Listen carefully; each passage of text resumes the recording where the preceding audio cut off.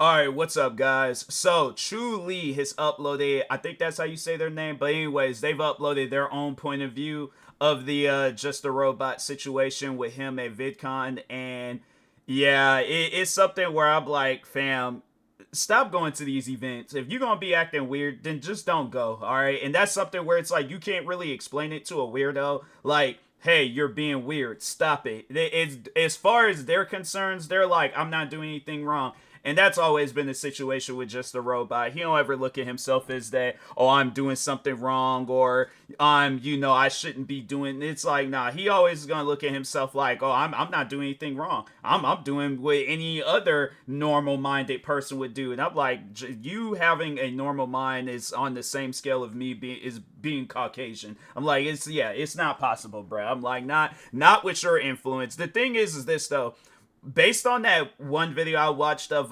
Kalimara, that's the thing where it's like his behavior ain't no different than his fan. I have to say I've more so dealt with Just the Robots fans. I never really, I mean, I have dealt with them, but I have to say, like, throughout the years, yeah, it was his fans that was putting in the work. So I guess, like, yeah, over the time though, yeah, he started losing his fans, so he had to get back out in the fields and just, yeah, be weird. And it's like, fam, you could have yourself a normal content creating career. It's like, fam, I'm saying, like, you could do gaming stuff, you could do music. I'm just throwing some stuff out there where it's like, if you consider that like creativeness and things, like, yeah, there's so many different things you could do.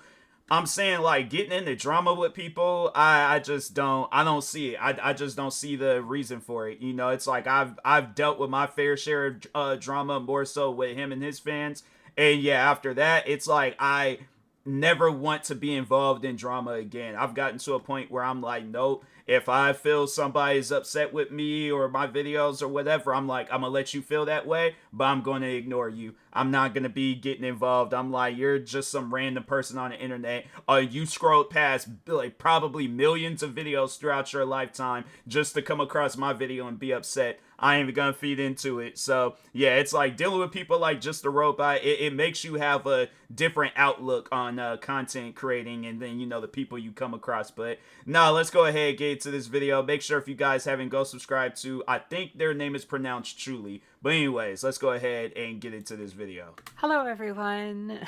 This has been a long time coming. Hope everyone's doing well. I'm back on this channel for the near future because as it turns out, I have more things to talk about than I did in my video on Heaton. And this is one of 2 drama videos that I have left to make here. So let's get into it. Today we'll be talking about an infamous creator by the name of Just a Robot, who until recently was a decently prominent commentary channel who was sentenced to dwindling numbers ever since he set his heart on being an anti-woke YouTuber who minored in anti-ACC content. Recently, however, Just a Robot, who I'll be calling Jar from here on out, found himself in boiling water when he made a video defending another disgraced YouTuber by the name of CineBear03 over her explicit conversations with and repeated sending of pornography to a minor that she groomed. This video will not be going over Cine's situation in detail, so if you're interested in seeing it covered in full, as well as Jar's original defense of her and what followed, I recommend Harley TBS's 3-part series on the manor, for which I'll have a card appearing on the video now. But if I'm not here to discuss any of that in detail, then why? Yeah, that's just something where I'm like, I think that'll always be a question that I'll ask from time to time. I guess if I start thinking about the drama, it's like,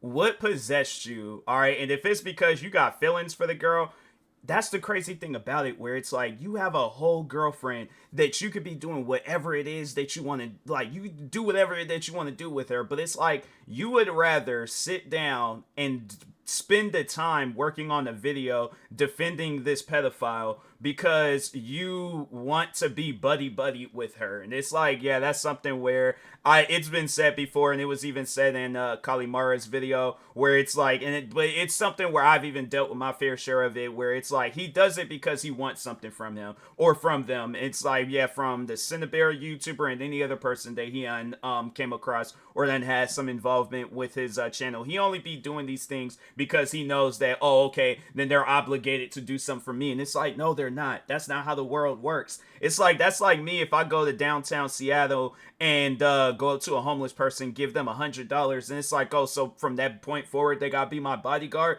No, it's doing things out of the kindness of your heart. All right, so yeah, that's something where I'm like, just a robot. He ain't never did anything out of the kindness of his heart. He's like, nah. It's like he probably is that type of person where he'll go up to a homeless person and he's all like, okay, if I give you this money, you gotta give me a piggyback ride all throughout downtown. And it's like, fam, I'm homeless. I ain't got time to be out here giving people a piggyback ride. I'm trying to survive out here. It's like, what are you talking about? But he just seems like the type that'll say some old stupid stuff like that, then gets called out. And he's like, well, I didn't actually mean for him to give me a piggyback ride. Maybe just like carry me for like a couple of blocks or something, but not all of downtown Seattle. Am I here at all? Well, it's because last month, Jar released a god-awful response to all of the allegations and situations brought to light since his Cine Bear video blew up in the worst way possible. And he very dishonestly spoke about events that my friends in the ACC and I were directly involved in. So now here I am to clear up all I guess to kind of explain that, because I did see that video.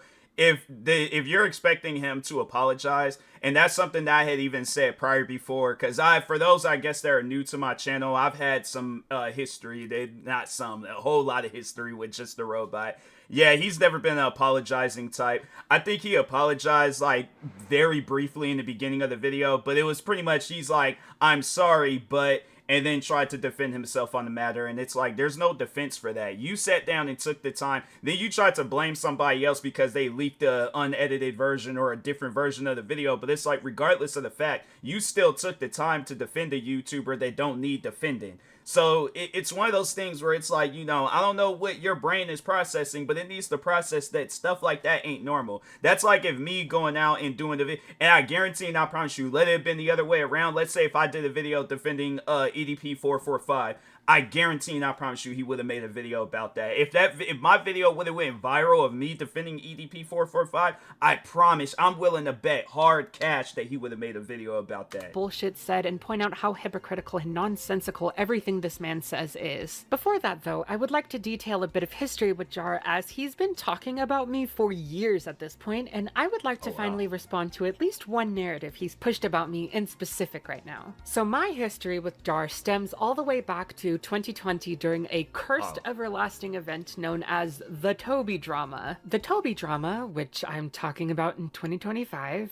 because no one involved will ever be free from it, it will outlive us all, was, to give a brief TLDR, a situation from 2020 in which a creator by the name of Toby Majestic, who had a lot of friends in the ACC at the time, it was a fairly different bunch of creators back then, did and said a lot of stupid things, including in relation to the issue of racism in the forms of several public crash outs. And when criticized by two black creators by the names of Omnia and Zay, known at the time as Kai Weiss, for her takes, she really didn't respond well. What proceeded was practically all of Toby's creator friends throwing for content to defend her while claiming they weren't. At that point, another black creator, Thuman, stepped in to lend support to Omnia and Zay as she felt the two were being unfairly treated by the community. And then Jar appeared with a video collaboration with two other creators, so he could also criticize Omnia and Zay. That video he made was dog shit. I would know. I made a video on it at the time. I would link to that video so everyone could go watch it, but it's been private for a long while now. 3 years at this point. Now, I want to be clear about the contents of that. Yeah, it's like, I guess for those that are, like, wait a minute, Just a Robot is racist? Like, in case if that's news to you. I think, as you guys can see, I come from the African-American persuasion. And, yeah, I've done numerous videos talking about him and his fans and their just odd behavior towards black people and stuff. Because before, like, all this stuff that she's talking about, like, back in, because I came across Just a Robot in 2016. So, yeah, at the time being, he was doing a lot of different videos on black people that do reaction videos. And he might not, the thing is this, it's like, you might not overall be calling us the N-word and saying all these different racist things, but it's like your fans are doing it though. So it's like and that's something where I'm also willing to bet money on. I guarantee. Well, no, yeah, it's something where I'm like, okay, bet one. it like he might not have like directly called a black person the N-word, but he's used the N-word before in his videos. And I think there was this one guy, I don't know, like people don't like him, but he did do an exposing video. But regardless of him, but it's like I know I've done my fair share of exposing videos, exposing just the robot for being racist.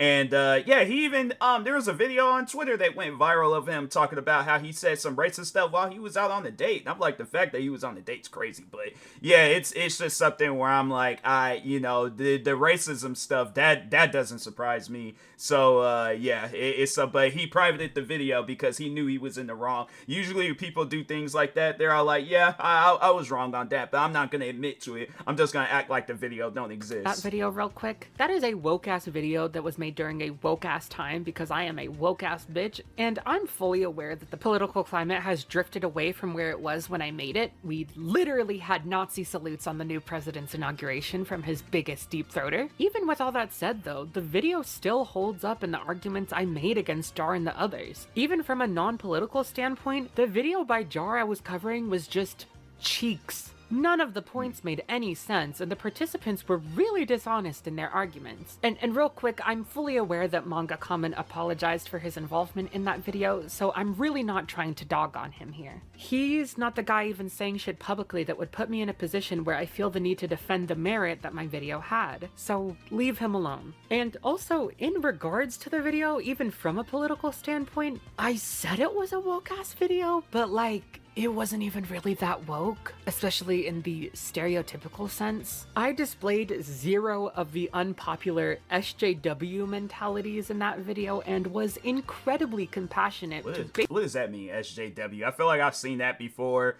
just scrolling through YouTube, but I don't know what it means. I should look it up probably after the video, but this is an hour-long video, so I'm most likely gonna forget. And I mean, yeah, it's just something where I'm like, I'm curious, you know. I learn about these things. I can be considered as an old head when it comes to YouTube. So when people be using sayings and catchphrases and stuff like that, bro, I don't know. I'm like, I'm saying there's like still at times where I'm like, there's like things that people use on the regular, and I feel like that might be one of those things that's used on the regular where I just don't know, but. Anyways. Basically everyone I talked about in relation to the issue of racism, and well articulated for my age. So if all that's the case, then why did I take it down when I was still making videos? We'll get into that in a second, but let's talk about Jar first.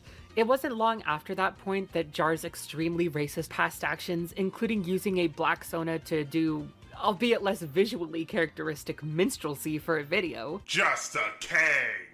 I decided to reveal my true colors. I, just a robot, am in fact black. As well as other comments, came to light and really knocked. He, you know, if just a robot is black, then what could I put myself in? I'm like, I don't know.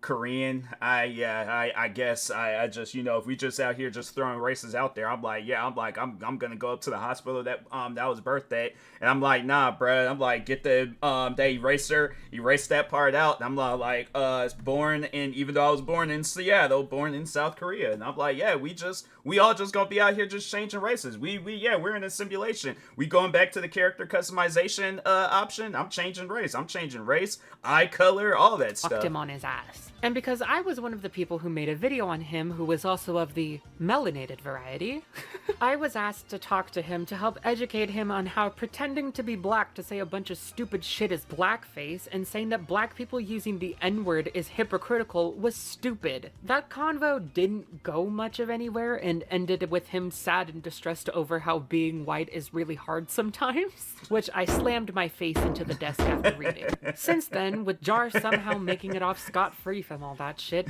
switched up and acted as though he was innocent all along and was never racist. Of course. You never know for what or when you'll be cancelled. Maybe you were live streaming and you suddenly screamed out the N-word. Maybe you lied about a drama which caused people to dig into your past about other dramas you have talked about. Maybe you're completely innocent and the allegations against you are false. Nice to see that aged like milk in the summer sun. It will forever be hilarious to me the way this guy crashes the fuck out every time his actions are called out for being racist. With him tweaking that Ponder shares in that sentiment about him, apparently blaming me for why she thinks that. Jar since then has also spoken about my video on him. Well, kind of. He's made these weird, vague, looming threats, including when I didn't even have a platform, in his ACC video about how he has Thuman and I's videos on him downloaded so he'll be able to cover them down the line. Thuman and Dulu took their videos about me down before I even got to them, but at least I have them downloaded, so that's cool. ArtCC people can sure dish it out, but they can't take it at all. Which, seeing how he... It's funny how it's like he says that, and then it's like, fam, you're the same person where when you get called out for some stuff, because my thing is this, if you so-called make it seem like that you're right on everything that you say, you win all your arguments, all this other stuff, why do you take down your videos? Why did you take down the one video where you defended the Confederate flag? Like, oh, let me guess, your dyslexia kicked in, you didn't know what you was properly reading, so you thought, oh, the Confederate flag, it meant good. I didn't realize it was backwards. I didn't realize it was so... Look, the thing is this, with Just a Robot, that's something that he's always, it's that he's going to do some stuff like that. When he gets called out, and I think it must be a number thing, but I feel like when a certain amount of people call him out on a video, oh yeah, he's definitely going to take that video down, private it, all this other crap. And it's like, you're calling people out for doing that same thing that you're doing. So it's like, yeah, that's just something that he always does. I remember a time where, I think I did, it was either a tweet, post, something, but I seen where somebody was all like, oh yeah, Just a Robot deletes comments. And I'm like, but he calls me out for deleting comments. It's like, no, I just don't like that type of energy on my videos. It's like, if you feel a certain way about me, then you go on your own platform and talk about that. But I'm like, I ain't trying to wake up, open up my YouTube sections and see comments from Just a Robot fans. It's like, you guys don't be halfway talking about stuff anyway. So I'm like, no, go somewhere else with that. I don't care for how y'all feel about me, but... yeah, it's just, he's always going to be a hypocrite when it comes to stuff. He's all like, hey, you can't do that, but I can. And it's just, yeah, it's just that weird behavior that he's on. He admitted to going after all his detractors from back in the fucking Stone Age. He definitely was planning on making videos on us. He even brought up how all the videos made on him during the Toby situation were taken down, in an effort to prove the case that he's won every drama and has never been on the wrong side, so he must be right in the Sinning situation, which... Lamau?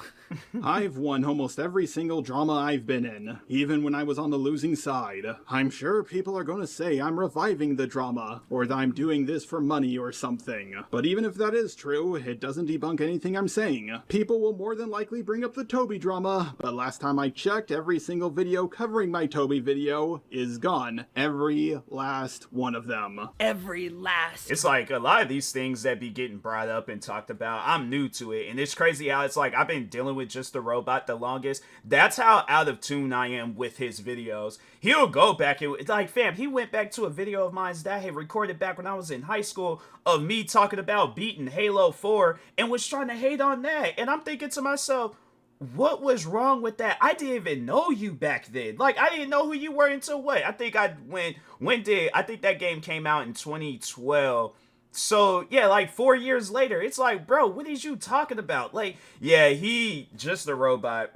For those that are new to my channel and new to this situation, don't really, it's like, he's one of those guys where it's like, he wants to, I guess, like, tear down, I heard something, but anyways, he wants to tear down everything that a person stands by, and it's like, bro, at times, you gotta let stuff go, all right? You out here harassing, I'm trying to think, how old was it? 2012? Like, I think I was like 14, 15 at the time when Halo 4 came out. And it's like, you're harassing high school me because I'm promoting the fact that I beat a video game. Yeah. It's just with Just a Robot. And he honestly thinks because if I spread more hate to a person's channel, and that's the only reason why he be thinking he wins beefs and stuff. I guess when he it's like more so it's when a person, I guess, just gives up and they're like, okay, I'm not getting anywhere with you and stuff. You're not understanding it from my point of view, but you want me to understand it from your point of view. And then when I'm just like, okay, fine, whatever. It's like, if that's how you feel, that's how you feel. You say that you win.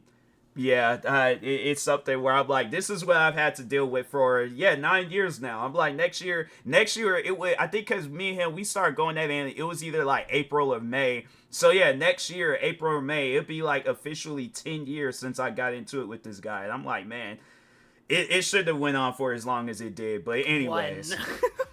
Well, that did not pan out. Firstly, I just want to say that it's really funny that he thinks he can intimidate either Thuman and I with the threat of a response. Like, you're not that guy, pal.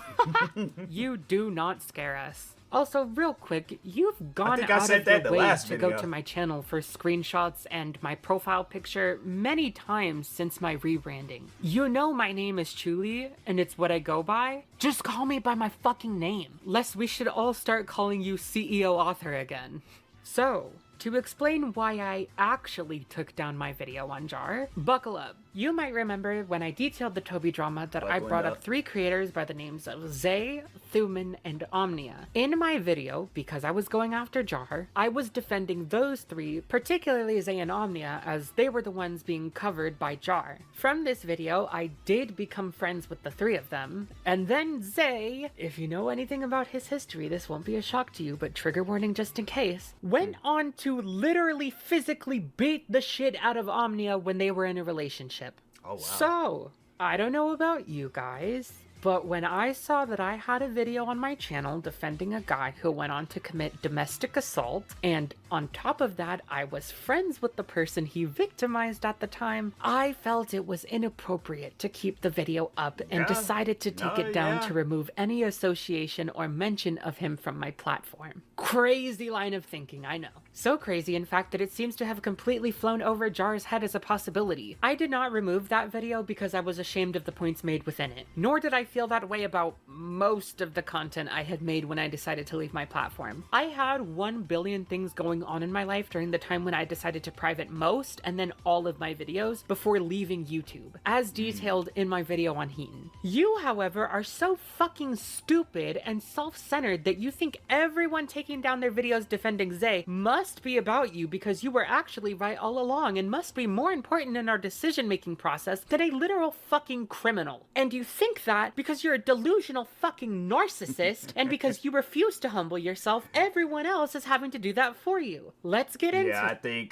I think that was the reason why he said that he won the drama with me, because there was at a point in time where I was like, you know, and I think it was 2019 where I had just said, you know what, forget this. I'm like, I'm not getting anywhere with these guys. I'm just gonna have to, at some point in time, I am gonna have to just put this all this drama and crap behind me and just start focusing on myself. And I told myself that at the beginning of 2020, I'm like, no, I'm gonna start focusing on myself. I'm not gonna be worried about these guys. And I did that and put myself in a really good state. But no, I just remember that then when I did start doing good, then it's like he was still trying to like start stuff with me, all like, oh, he's just now hitting this milestone. I'm like, all right, you want to talk about that? You very well can. I'm going to be focused on myself, all right? So, but, yeah, overall, though, I did take down the videos because I was like, it's pointless. It's like, at the end of the day, the only people that were sitting down watching the videos were his fans. My fans didn't care about them videos. The rest of YouTube didn't care about them videos.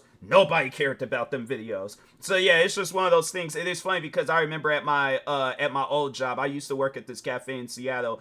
Anytime when I would tell like customers that I was a YouTuber, they never watched those videos. They watched any of my other videos besides that one particular video. Even at the time I think I had just started beefing with Just a Robot at the time. I remember when my manager, he discovered it, he was watching my other videos. So yeah, it's just one of those things where it's like, bro, don't nobody care. I think that's the main thing with Just a Robot, that he thinks so many people care about his videos, and it's like, bro, they don't. I'm like, that's why you're losing subscribers. You don't get the same amount of views as you used to. It's just one of those things where it's like, you gotta face it. Your videos are not entertaining. If Just a Robot is watching this, please, bro, understand this. Your videos are not entertaining, okay? Yeah, you're entertaining people that don't like other people, but at the end of the day, they're gonna grow up, because there's most likely a bunch of kids. They're gonna grow up, realize that there's no reason to be sitting down watching those videos, and it's gonna put yourself right back in the same situation that you were in when me and you very first got into it, all right? You're not achieving anything with these videos. If you think that you are, you're not. And just because you say you won beefs and dramas with people, it's like, do you, okay, question for Just a Robot. Do you genuinely think you're going to be able to get out of this situation? Because any beef that you get into it with, it'll have to be somebody that did something 10 times worse than you. Even then, still, they have ammunition against you. pretty much by default. And it's crazy how it's like it wasn't even nobody else that overall beat you in this situation with this Cinnabear crap. You did it to yourself. That's the crazy thing about it. It's like it wasn't nobody else in this world. Okay, let's just say that's the case. Nobody in this world could beat you in the beef. You are your worst enemy and you don't even realize it. That's the crazy thing about it. But anyways, let's go ahead and get back into this video. So Jar had a lot to say about the events discussed regarding him at VidCon. To give some context of the events leading up to what happened at VidCon, I'll just play a clip from Harley TBS's video detailing the schism in 2023 right before the convention that resulted in them cutting off Jar and Melly Malware distancing themselves from him. Before I talk about Just a Robot's terrible defense of Cinnabear, I feel like I need to mention that I am about as biased as I could be here. I hate Just a Robot, which might be a surprise to some of you who've seen our past content together and may have, rightfully, assumed that we were friends. I did too, until he let me know that we were never friends. This response came after I provided— Wait, what did he say? I did too, until he let me know that we were never— We are not friends. I've offered you time and time again. Talk me, see with me, peaches. Every time you turn down, never ever use my hot sauce as excuse. Sure about that, but I don't have to be. Wow, that's crazy. A personal friend. Wow. friend. That's some This insane response came stuff. after I provided him criticism on a thumbnail he made that drew comparison between disgraced YouTuber That's one thing about Just the Robot. He don't like being criticized, but he don't mind criticizing others. Spoctor and EDP445. I mean, yeah, Spoctor was a bad person. Shocker, I know. But he wasn't meet up with a miner for a cupcake bad. And the Tin Can's only defense for this video was that Hopeless Peaches and Lyle Convoy, two people with impeccable track records, clearly would agree with him. Not to mention that it wasn't just the thumbnail, the actual video itself was just as dog, with the thumbnail just being some icing on the cupcake. After I found out we were never friends, I cut all contact with him, and thank the Lord, I've only had the displeasure of interacting with him when he's attempted to speak to me at conventions, but that's a subject for later in the video. What followed was a string of incredibly weird DMs that he sent to Mally, refusing to take no for an answer when she voiced that she didn't want to meet up with him, and Jar approaching another member of the group, PonderSprocket, which her recounting of I'll play now. I don't exactly remember what got us talking, but I was chatting with this older woman who was sitting beside us. We were under this really nice gazebo area down by the food trucks. She mentioned something about her granddaughter really liking stickers, and I was like, oh, I have some stickers, would you like one? After I handed her one of the little triple octopus stickers, she asks, oh, do you have a channel? And I'm like, yeah, it's called PonderSprocket. She thanks me, gets up, and wanders off to go meet up with whoever she came to the con with that day. All done, right? Well, unbeknownst to me, there was someone sitting a little farther down on the sofa she'd been seated at, who, I guess, overheard the name PonderSprocket. So they stand up, walk over, and, okay, I need to fill you in on where we were sitting. I mentioned that we were in this open gazebo area, right? But right behind us was this big industrial fan blowing bubbles from some soft drink booth or something. I don't know. I only specifically remember that because I've definitely got footage from later on of the bubbles floating around us, but also because sitting right in front of this industrial fan blowing bubbles directly past my head sorta made it difficult to hear people. I was already really struggling to hear all of the conversation with that older woman, and she was sitting directly beside me. So this person comes up to me and says something that I couldn't hear, but then I look up at their lips and I recognize the words being said as PonderSprocket. Obviously, the first thing on my mind is, oh, they recognize the name. So the first thing I do is reach into my bag, grab a sticker, and hand it to them. When I did, they, in turn, grabbed my hand, doing a little handshake, and I really struggled to hear what they were saying, but through their lips, it was something like, I've got a channel too. So, taking a shot, hoping I read that right, I asked, oh cool, what's your channel? And they, whoo, like a creeper, clasped their other hand around mine, leaned in, and said, the name of the channel creator I was supposed to be on the lookout for. Another thing that you have to know about me is that I'm not particularly good at hiding how I feel. Like, if I don't like you, you're probably gonna know that I don't like you. I will just sort of blurt things out that are on my mind in the moment. In some instances, that blunt truthfulness is appreciated. In other situations, it does not work out for me. Like the time I told a chronic liar that I didn't believe them. Oh lord, that was an experience. So, just try— I'm like, my thing is like, if I see somebody that I don't like, I'm like, I keep on walking. I'm like, if I don't like you, I'm like, oh, okay. I'm like, I saw you. Not gonna ruin whatever it is that I'm doing. I guess if they approach me on some weird stuff, then it's all like, leave me alone. Please just go on about your business. I ain't even here for you. And then I'm just gonna most likely walk away. If they follow me, if they say some stuff, and I was like, okay, if I get off up in your face, I'm just letting you know, like, I warned you, leave me alone, bruh, alright? I'm just sending off a warning shot real quick. So it's like, it's just one of those things where it's like, bruh, just let me be, all right? I'm not here to mess with you. I ain't here to mess with nobody. If in a situation like this where I'm all like, yeah, just a robot out here being weird, following me around, all that stuff, I'm like, bro, take your lower Farquaad self, go on about your business, bro. Just please go on about your business, all right? I ain't even here for you. I'm here to talk with friends, go on about my business. be gone. I'm like, I ain't got nothing to do with you, bruh. So, and I'm continuing on the conversation with my friends. He's still standing there. I'm just gonna ignore him. I'm like, that's the funny thing is about people like him is that when you just give them no attention, they stand there awkwardly and they're like, dang, what do I do now? Okay, let me awkwardly walk away and not swing my arms and stuff. And it's like, yeah, bro, it's like, please, at some point in time, they are gonna leave. You just gonna stand there and be weird. It's like, okay, we'll get up and leave. If you're gonna follow us, then it's like, all right, then we'll get security, you know? But yeah, it's just one of those things where it's like, then if you start grabbing and putting hands on people, now it's like, all right, then I'm gonna have to swing on you. Cause yeah, that's one of those things where I'm like, yeah, I had to swing on, bro. You grabbing my hand and stuff. Nah, you getting swung on. If you got the right, I'm swinging with the left. And guess how someone like that would react to a situation like this. Before I could even properly process what this person had said, my mouth screams out, "Oh God!" I don't know what that said to them in the moment, but after I yelled that, again, like a creeper, they squeezed my hand, smiled, and then walked away. And I'm just sitting there like, what the just happened? Was that real? Yeah. Did I pass out? Am I hallucinating? Paragon later told me that they were seated in a better position and could actually hear them. According to them, not only could they recognize their voice, apparently this creator was also putting on some phony accent, which just turned into an extra level of this can't have been real. It's too stupid to be real. I'm not usually very good at explaining my emotions. I find that highlighting what my body is physically experiencing in the moment is easier than trying to articulate this nebulous, unmeasurable, unseen feeling. In that regard, I find that comparisons work out pretty well, and after thinking about it for a while, I think an event from later on in the trip helps to adequately explain what this experience elicited emotionally. It was like a cockroach crawling across your hand, taking you by surprise with a disgusting, probably disease-ridden creepy crawly that I'm specifically adverse to because I'm allergic to them. At least that's the best comparison that I could come up with. And some of you might be thinking, She didn't compare it, bro, to a roach. That is wow. I mean, dang. You know, I feel like I didn't said some things before, but I'm like, dang, bruh.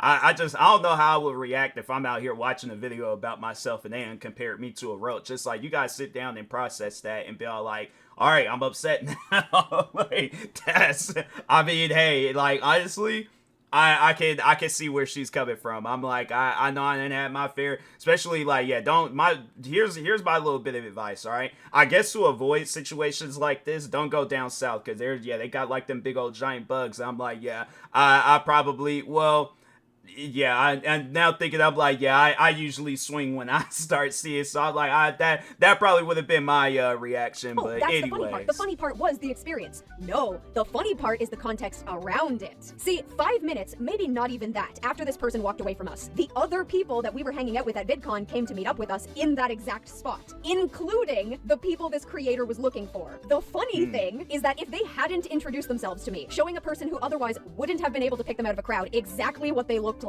and they just sat there for a couple extra minutes, they would have had the exact people who were trying to avoid them walk right up to them, none the wiser. I guess doing whatever purpose that served was more important, which is so funny that it ended up being the greatest part of the whole trip. Finding out about the accent later on makes me think that this was supposed to be some means of turning me into the butt of a joke, but I will absolutely take that if it means this idiot missed out And on. it's like, my thing is this. It's like, okay, so you make a video talking about you met up with them, or not met up with them, but you met them and things at this VidCon event. So what? See, that's what I'm saying. It's like the only people that are going to care about you meeting up with them or surprising them or whatever is people that I guess they're not a fan, or they're a fan of you. But my thing is this, like, do you think with that information, all right, let's just lay out the scenario. Let's just say you sit down, you meet up with some like just random person, and you tell them that you met up with these different YouTubers, and you surprise them, and you know that they don't like you and they got issues with you and all this stuff. It's like, do you honestly think that that's going to be a story worth telling? Like, or even if it's on some stuff where it's like, yeah, let's say there's the, you got kids or grandkids one day, and it's like, they're going to be like, oh, granddad, what did you do, at this event or something? Or I'm going to this VidCon event. You got any VidCon stories? And that's what you tell your grandkids. I guarantee and I promise you, your grandkids are going to be like, yeah, we're going to have to put him in a home at some point in time. We don't know when, but when he start talking to random objects, and he spins around in circles and stuff, yeah, we gonna have to put him off in the home. He always was crazy, but yeah, it's like after that story, I'm like, yeah, bro, you's definitely a weird one, Mr. Grinch. Cornering the people who were trying to avoid them. If I can't protect my friends with my physicality, I'll protect them by being a Dork, it all works out in the end. All of this, including what happened in 2024, which I'll get into later, remained private, or in the case of Ponder's recounting, anonymous. That is until it was outed by someone who was not any of the people Jar's antics were directed towards, which is why the story is now public and why we're here now. With all that out of the way, it's time to cover Jar's dishonest, dumbass fucking response to everything. Hooray! First of all, I'm a little shocked that they held on to this for over a year. Yeah, the ArtCC wasn't planning anything against me, nothing at all. Go fuck yourself, Jar. There was exactly one video detailing one of your actions from the person it happened to, and they didn't even name you. No one had plans to talk about the fact that it was you or any of the other weirdo shit that you did behind the scenes, because you are legitimately exhausting to deal with and they all had better shit to do. The reason why any of us even talked about the fact that it was you in that experience was because former commentator Kumo was told a version of events by Lio Convoy, who apparently got that version of events from Jar and decided to make it a public thing without asking anyone involved if they were okay with that. Oh, and the entire like art commentary crowd, according to Lio Convoy, apparently he wanted to meet up with like Mally and like Ponder and Streamline. Why? And they apparently didn't want to meet up with him, and he just wouldn't take no for an answer apparently. And Is that why? That's something where I'm like, there's been times where I've been on that end of the stick where it's like if I ask a friend like, hey, let's hang out, they're all like, no, I don't want to hang out. And yeah, I'll take it in a way where it's like, okay, they don't want to hang out with me. And yes, that was something where I'm all like, I would have to say that I've been through my fair share of that, but I'm like, that's one thing that I can say is that I don't go to an area where they're at and I'm like, oh, well, let me just randomly run into them. I'm like, nah, it's like, my thing is this, it's like, I'll have to say in my younger days, I'll admit, I did take, no as a hard answer to, accepting and things, but overall, like now as I'm older, I'm like, if somebody's all like, I don't want to hang, or there's like, I don't want to hang out with you, I'm like, hey, bruh, I ain't losing no sleep over it. I'm like, I'm chilling. I look at it like this. I'm like, you're not the only person in this world. I'll hang out with other people. I got other friends. I ain't tripping about it. I wish you well in life, but I'm moving on. All right. So yeah, it's just one of those things where it's like, I guess with me, it's like, I'm a little bit, I guess like it's easier for me to let go of like, not wanting to be cool with people and stuff, but that's like, I'm not going to force myself onto a person. I'm like, I ain't got that type of time. And I'm like, yeah, it's just one of those things where it's like, and it's like, you don't find things like that embarrassing. Like I find stuff like that embarrassing. I find it embarrassing where it's like, okay, they don't want to hang out with you, but you still force yourself onto them. That's embarrassing, bro. That's how I look at it. But anyway, He's on like a burning the bridge arc. Allegedly, he came up to them at VidCon, despite the fact that they clearly didn't want anything to do with him, and he like spoke to them in a fake accent, and then like creepily, spoke in his like real voice as he walked away, and it like freaked them out. Apparently, dude, what a freak!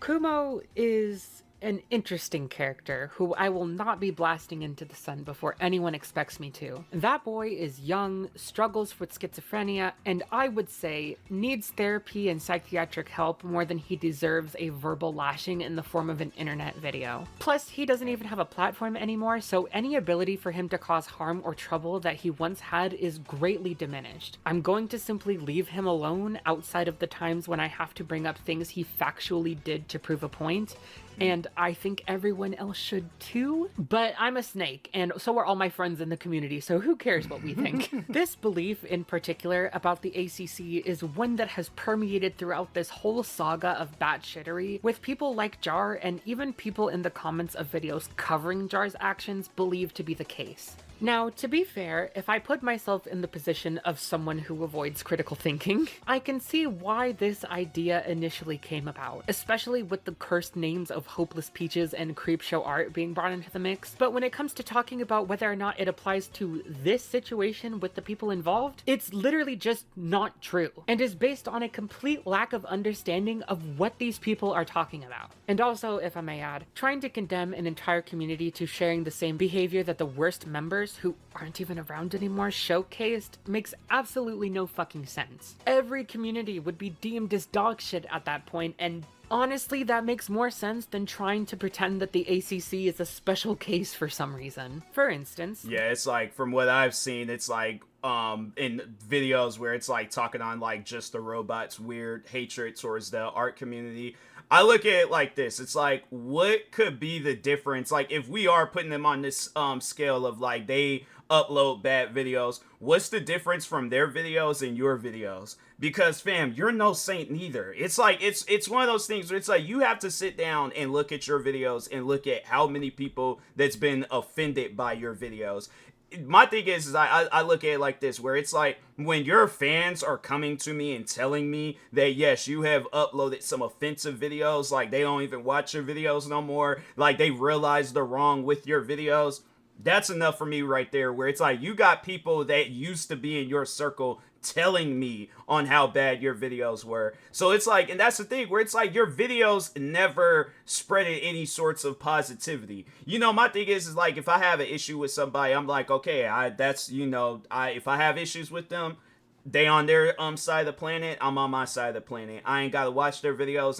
That's one thing that I can say, is that anybody that I like, if I don't like their videos, I can't say that I'm a frequent watcher of their videos. Like, I know about their content. I don't know about their content. And I feel like he knows all these different, if you sit here saying things, I'm just going based off of the last video I watched, talking about Just a Robot and the art community and all that stuff. But it's like, if you got information on these guys, why do you even have information on them in the first place? You shouldn't be watching their videos if you don't like their content. So, yeah, it's just one of those things where it's like, do what I did with your videos. Don't watch it. It's like anytime, and that's something where it's like people be thinking like, oh, you've seen videos about you that Just a Robot has made. No, I haven't. That's one thing that I can say, is that I've never sat down and genuinely watched a Just a Robot video where he's talking about me. And this man done uploaded numerous videos. I guarantee and I promise you, him and his fans done watched every video I done uploaded. I have yet to actually sit down and fully go through a whole Just a Robot video about me, because I know what's going to be said just based on the comments that I received after the video gets uploaded, and I know there ain't nothing worth watching in that video. So anyway, this is a comment on Beckett's video about Jar, and it should go without saying, but I obviously don't blame Beckett for whatever dumb thing the people in his comments decide to spew out into the ether. However, since I was one of the art girls showcased in Beckett's video who gave testimony, and thus these character critiques are being levied at me, I would like to tackle them head on. The Art CC keeps being one of the nastiest places on the internet.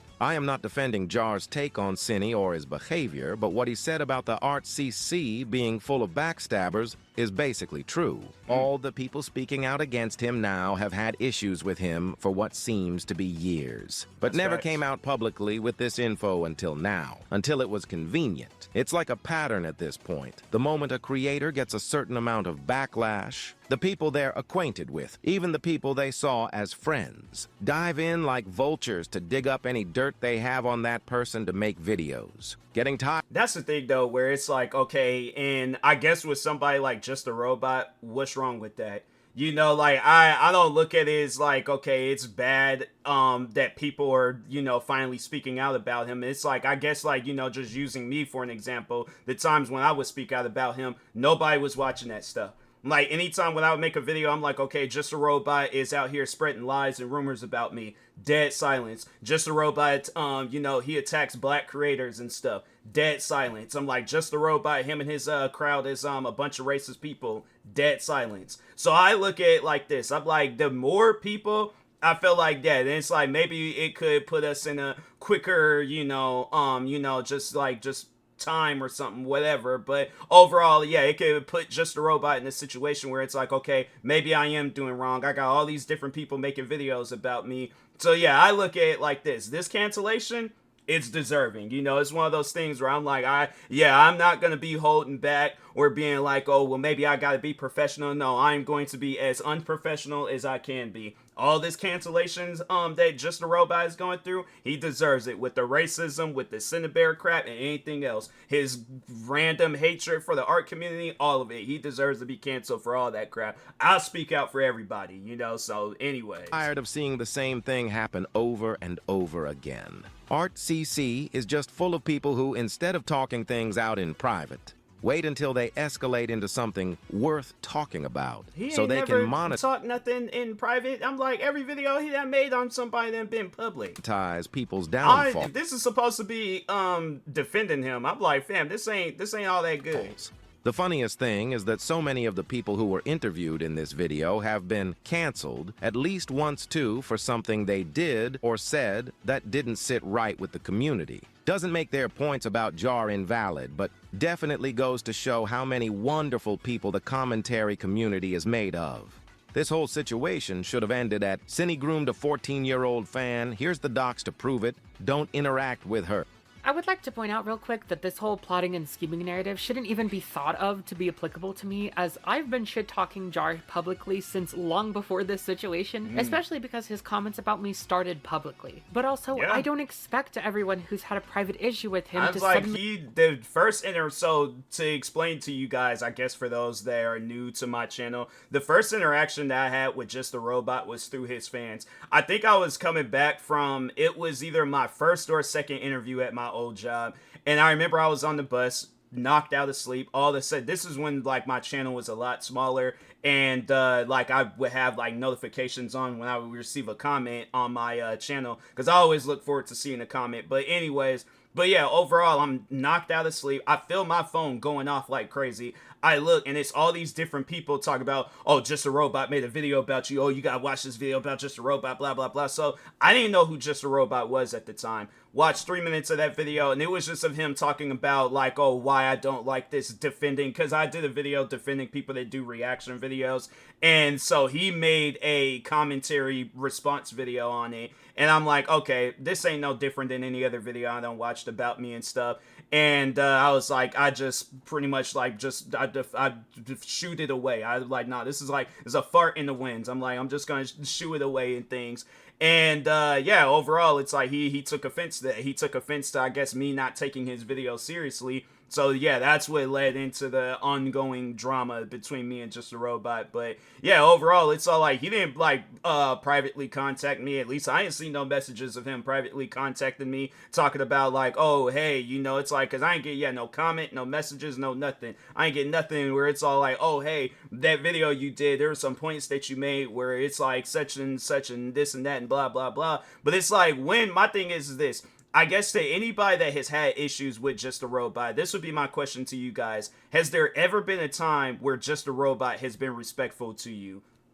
I'm just saying, I'm like, I feel like that's a point being proven right there. It's like, he's not a respectful person. So it's like, yeah, he ain't gonna be out here privately contacting people. Yeah, a respectful person would do some stuff like that. Like, if I had issues with somebody in their video, usually I don't, because I'm like, I don't be sitting down watching videos I know I'm not gonna like and stuff. But I guess if I were, then I'm like, all right, you know, I think it's best, yeah, contact this person, you know, and just explain things to them. And I'm like, if they don't accept it, I'm like, hey, then that's on you. But anyways, plaster it to the public, because yes, he's exhausting. He plays willfully stupid and runs you around in arguments until you just want him to shut the fuck up, as showcased in the call between him and Mally. Because yeah, Mally made it very evident that she did not like him in private and that she wanted him to leave her alone. This part. That's what makes the complaint about us making videos on Jar when the whole shit with Cindy came out makes no sense to me. Who are you talking about? Who is making videos? Where is Mally's video? Stream's video? Thuman's video? The only reason you're even hearing us speak on this situation is because the video you're watching of us giving testimony is on someone else's channel. Do you think we're getting financial compensation for having calls with Beckett? If so, I did not catch that memo. God damn it.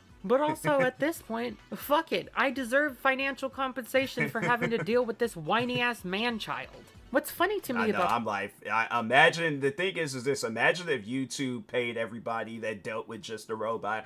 Oh, I'm like, fam, I'm telling you right now, I would be the Bill Gates of YouTube.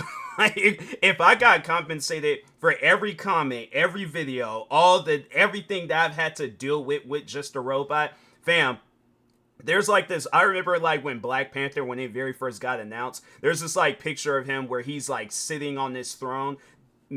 That's me right there. I'm sitting on this throne and I'm literally counting my money over and over and over again. Oh, I'm telling you, I'm going to be the richest YouTuber alive. This comment is that they are both upset that we kept things private and didn't come forward publicly about these things until it was convenient, but also complained that we didn't handle things privately at all and instead chose to speak about them publicly. You're really driving on the yellow... he don't like stuff like that, and it's crazy because he does the same thing. But I just remember, and that's the thing where it's like, okay, the comment sections is public, but yeah, I remember like that's what led into me dealing with like nonstop hate, dislikes, and racist comments, all that stuff.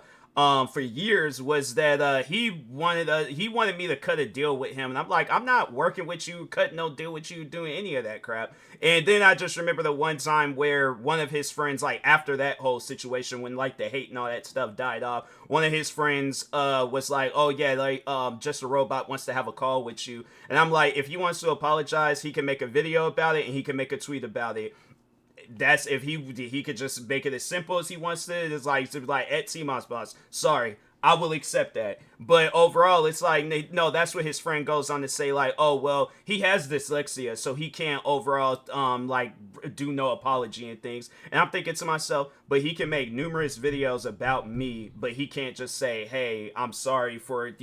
It's like, fam, you ain't even gotta write it out. Just press start on you mean to tell me you know how to start a video any other time, but you don't know how to start it for no apology? I'm like, nah, bruh. That's why I remember after his friend said that, I think I did say at the time, like, okay, write the apology backwards. I'm like, I'll flip it and see that he's apologizing and then just go on from there and things. But yeah, I was like, once I seen that, I didn't even feed into it anymore. I'm like, okay, I could just see y'all wasting my time. I'm gonna continue on focusing on myself, whatever he's going through. And I think that was at the time his channel was dying off, and yeah, he probably was doing it for some video and things. I'm like, I ain't feeding into that crap. But just even I remember back in December of 2016 when all the stuff between me and him started, it's like he does take offense, I guess, to people not taking him seriously and crap like that, because yeah, that's overall how the whole crap started between me and him. But anyways, getting back to the video. The line there, bud, and no one can tell which way. It just seems desperate to paint us with a brush that makes sure there's nothing we can do or say to look like anything but backstabbing snakes. And this is all, again, ignoring the fact that even when Jar was getting decimated, we had no plans to talk about his VidCon shit until it got leaked and fairly butchered by someone who did not have permission to speak about it. We'll get into how I think the whole blaming people for waiting to come forward until they think they're safe to do so is a stupid notion on its own, but even giving it merit, how the fuck are we getting casted as the weird vulturous snakes for deciding to set the record straight on something we never asked to be public and didn't decide to make public?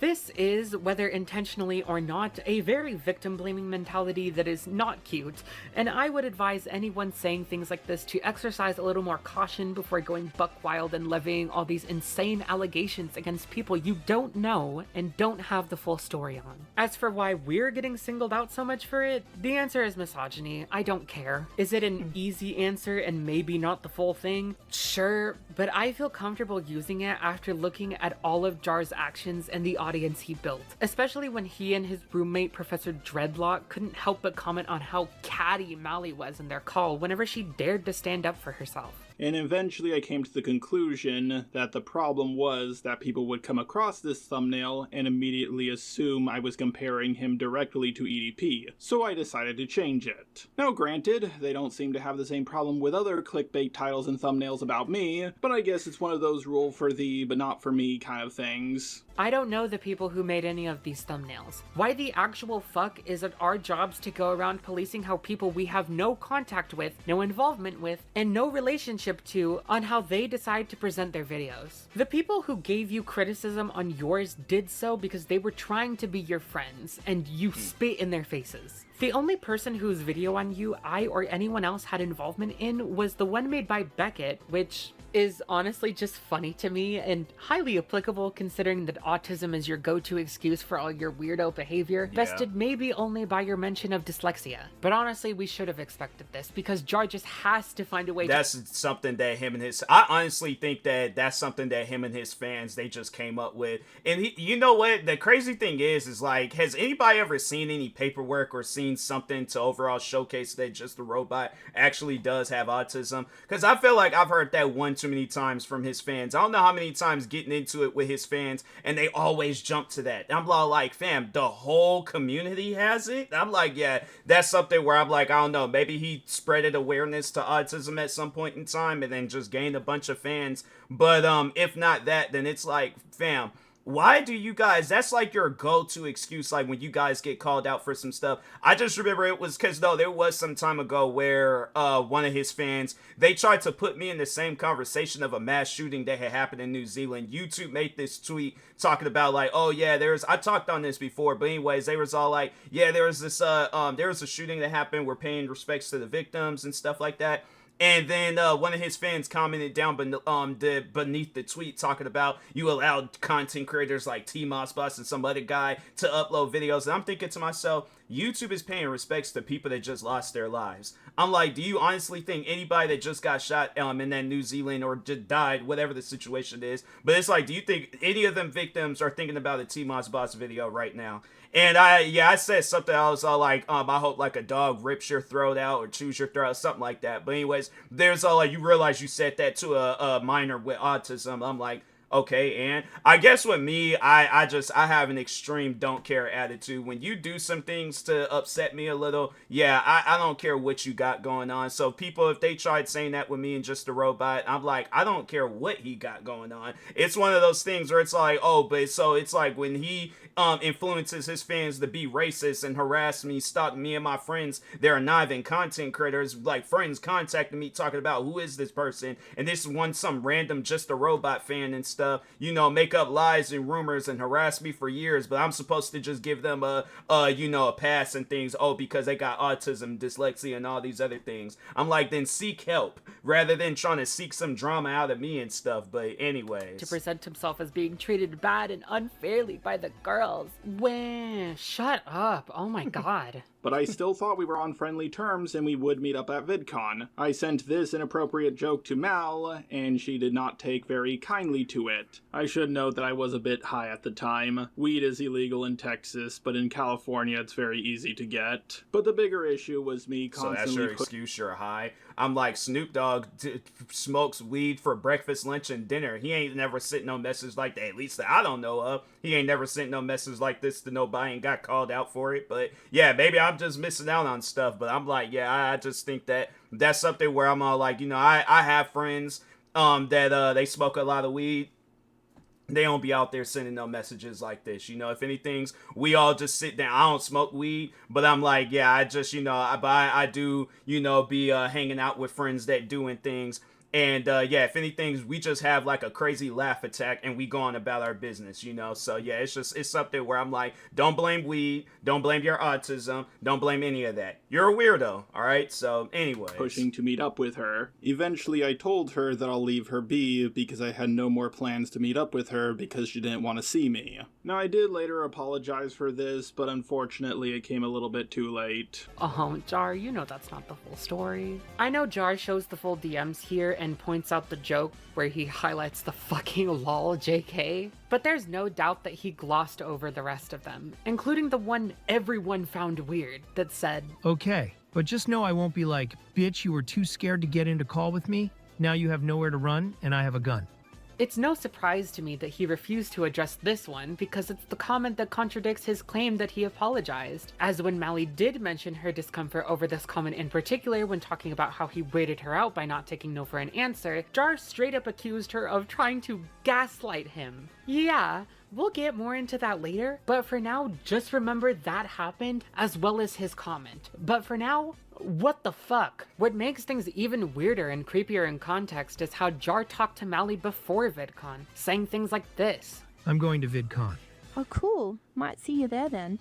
Nice. Can't wait for you to see how buff I am. I'm really pushing it at my workout. I want you to run when you see my outline. I mean, I run from anyone, so... Jesus fucking Christ. I know it's been said before by other women who have talked about this situation, but to any men watching this who do care about not scaring the hoes and just not putting women off, do not fucking do any of this. Now, obviously, no one of any gender should be pressured. Yeah, you know, the thing is this, because I said that in the last video. I think it was Kalimara that had talked on it. But yeah, if I ever say anything like that, I'm joking around. I'm scrawny, fam. I've been skinny and scrawny my whole life. I'm like, if you'd seeing guns, you'd seeing a BB gun. I'm like, yeah, welcome. Yeah, that's something where I'm like, I'm not ashamed of it. I'm not upset or any of that stuff. I'm like, I've cracked jokes about that. I think there was even a time where I had titled, yeah, I think it was a picture I posted on my birthday where I was wearing this like short sleeve shirt, and I think I said something along the lines like, "Welcome to the BB gun show" or something like that. I'm like, yeah, that's something where I'm like, yeah, if women are thinking like, oh, you coming across a muscular, I'm like, fam, I'm not muscular.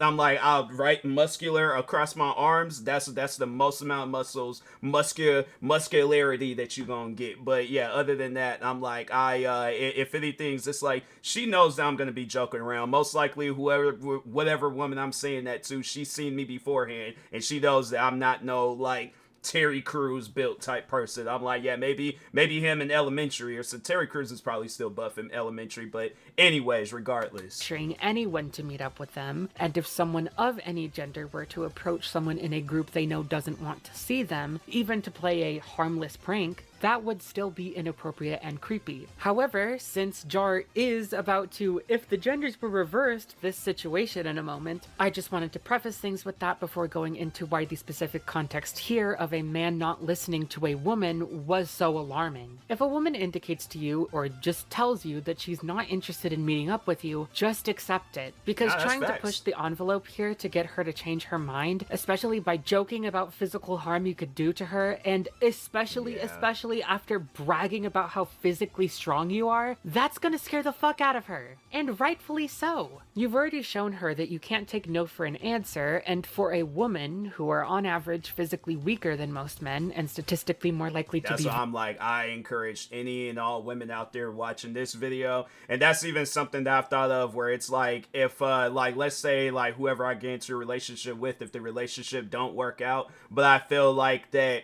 she's somebody that needs to have like a proper defense, I'm telling her straight up, I'm like, hey, we might not be together anymore, but I think it's best if you take like some fighting classes or something. Like, I don't know who you might come across next, and I would just really hate to hear that something had happened to you. So yeah, maybe that's a messed up thing to say, but I'm like, fam, I'm being honest. I'm like, take a kickboxing class, Brazilian jiu-jitsu, or even some shooting lessons or something, or like a bat swinging. Yeah, go to one of those like rage rooms and, just start swinging on stuff and things. At least like, get some practice in and stuff. But yeah, that's something where I'm all like, my thing is this. It's like, I obviously don't want to ever in life get beaten up by anybody. But my thing is this. I'm like, I at least want to be in a relationship with a woman where it's like she could defend herself, So it's like, not so much against me, because I'm like, I've said that before. I'm like, I grew up around women, got a lot of female friends.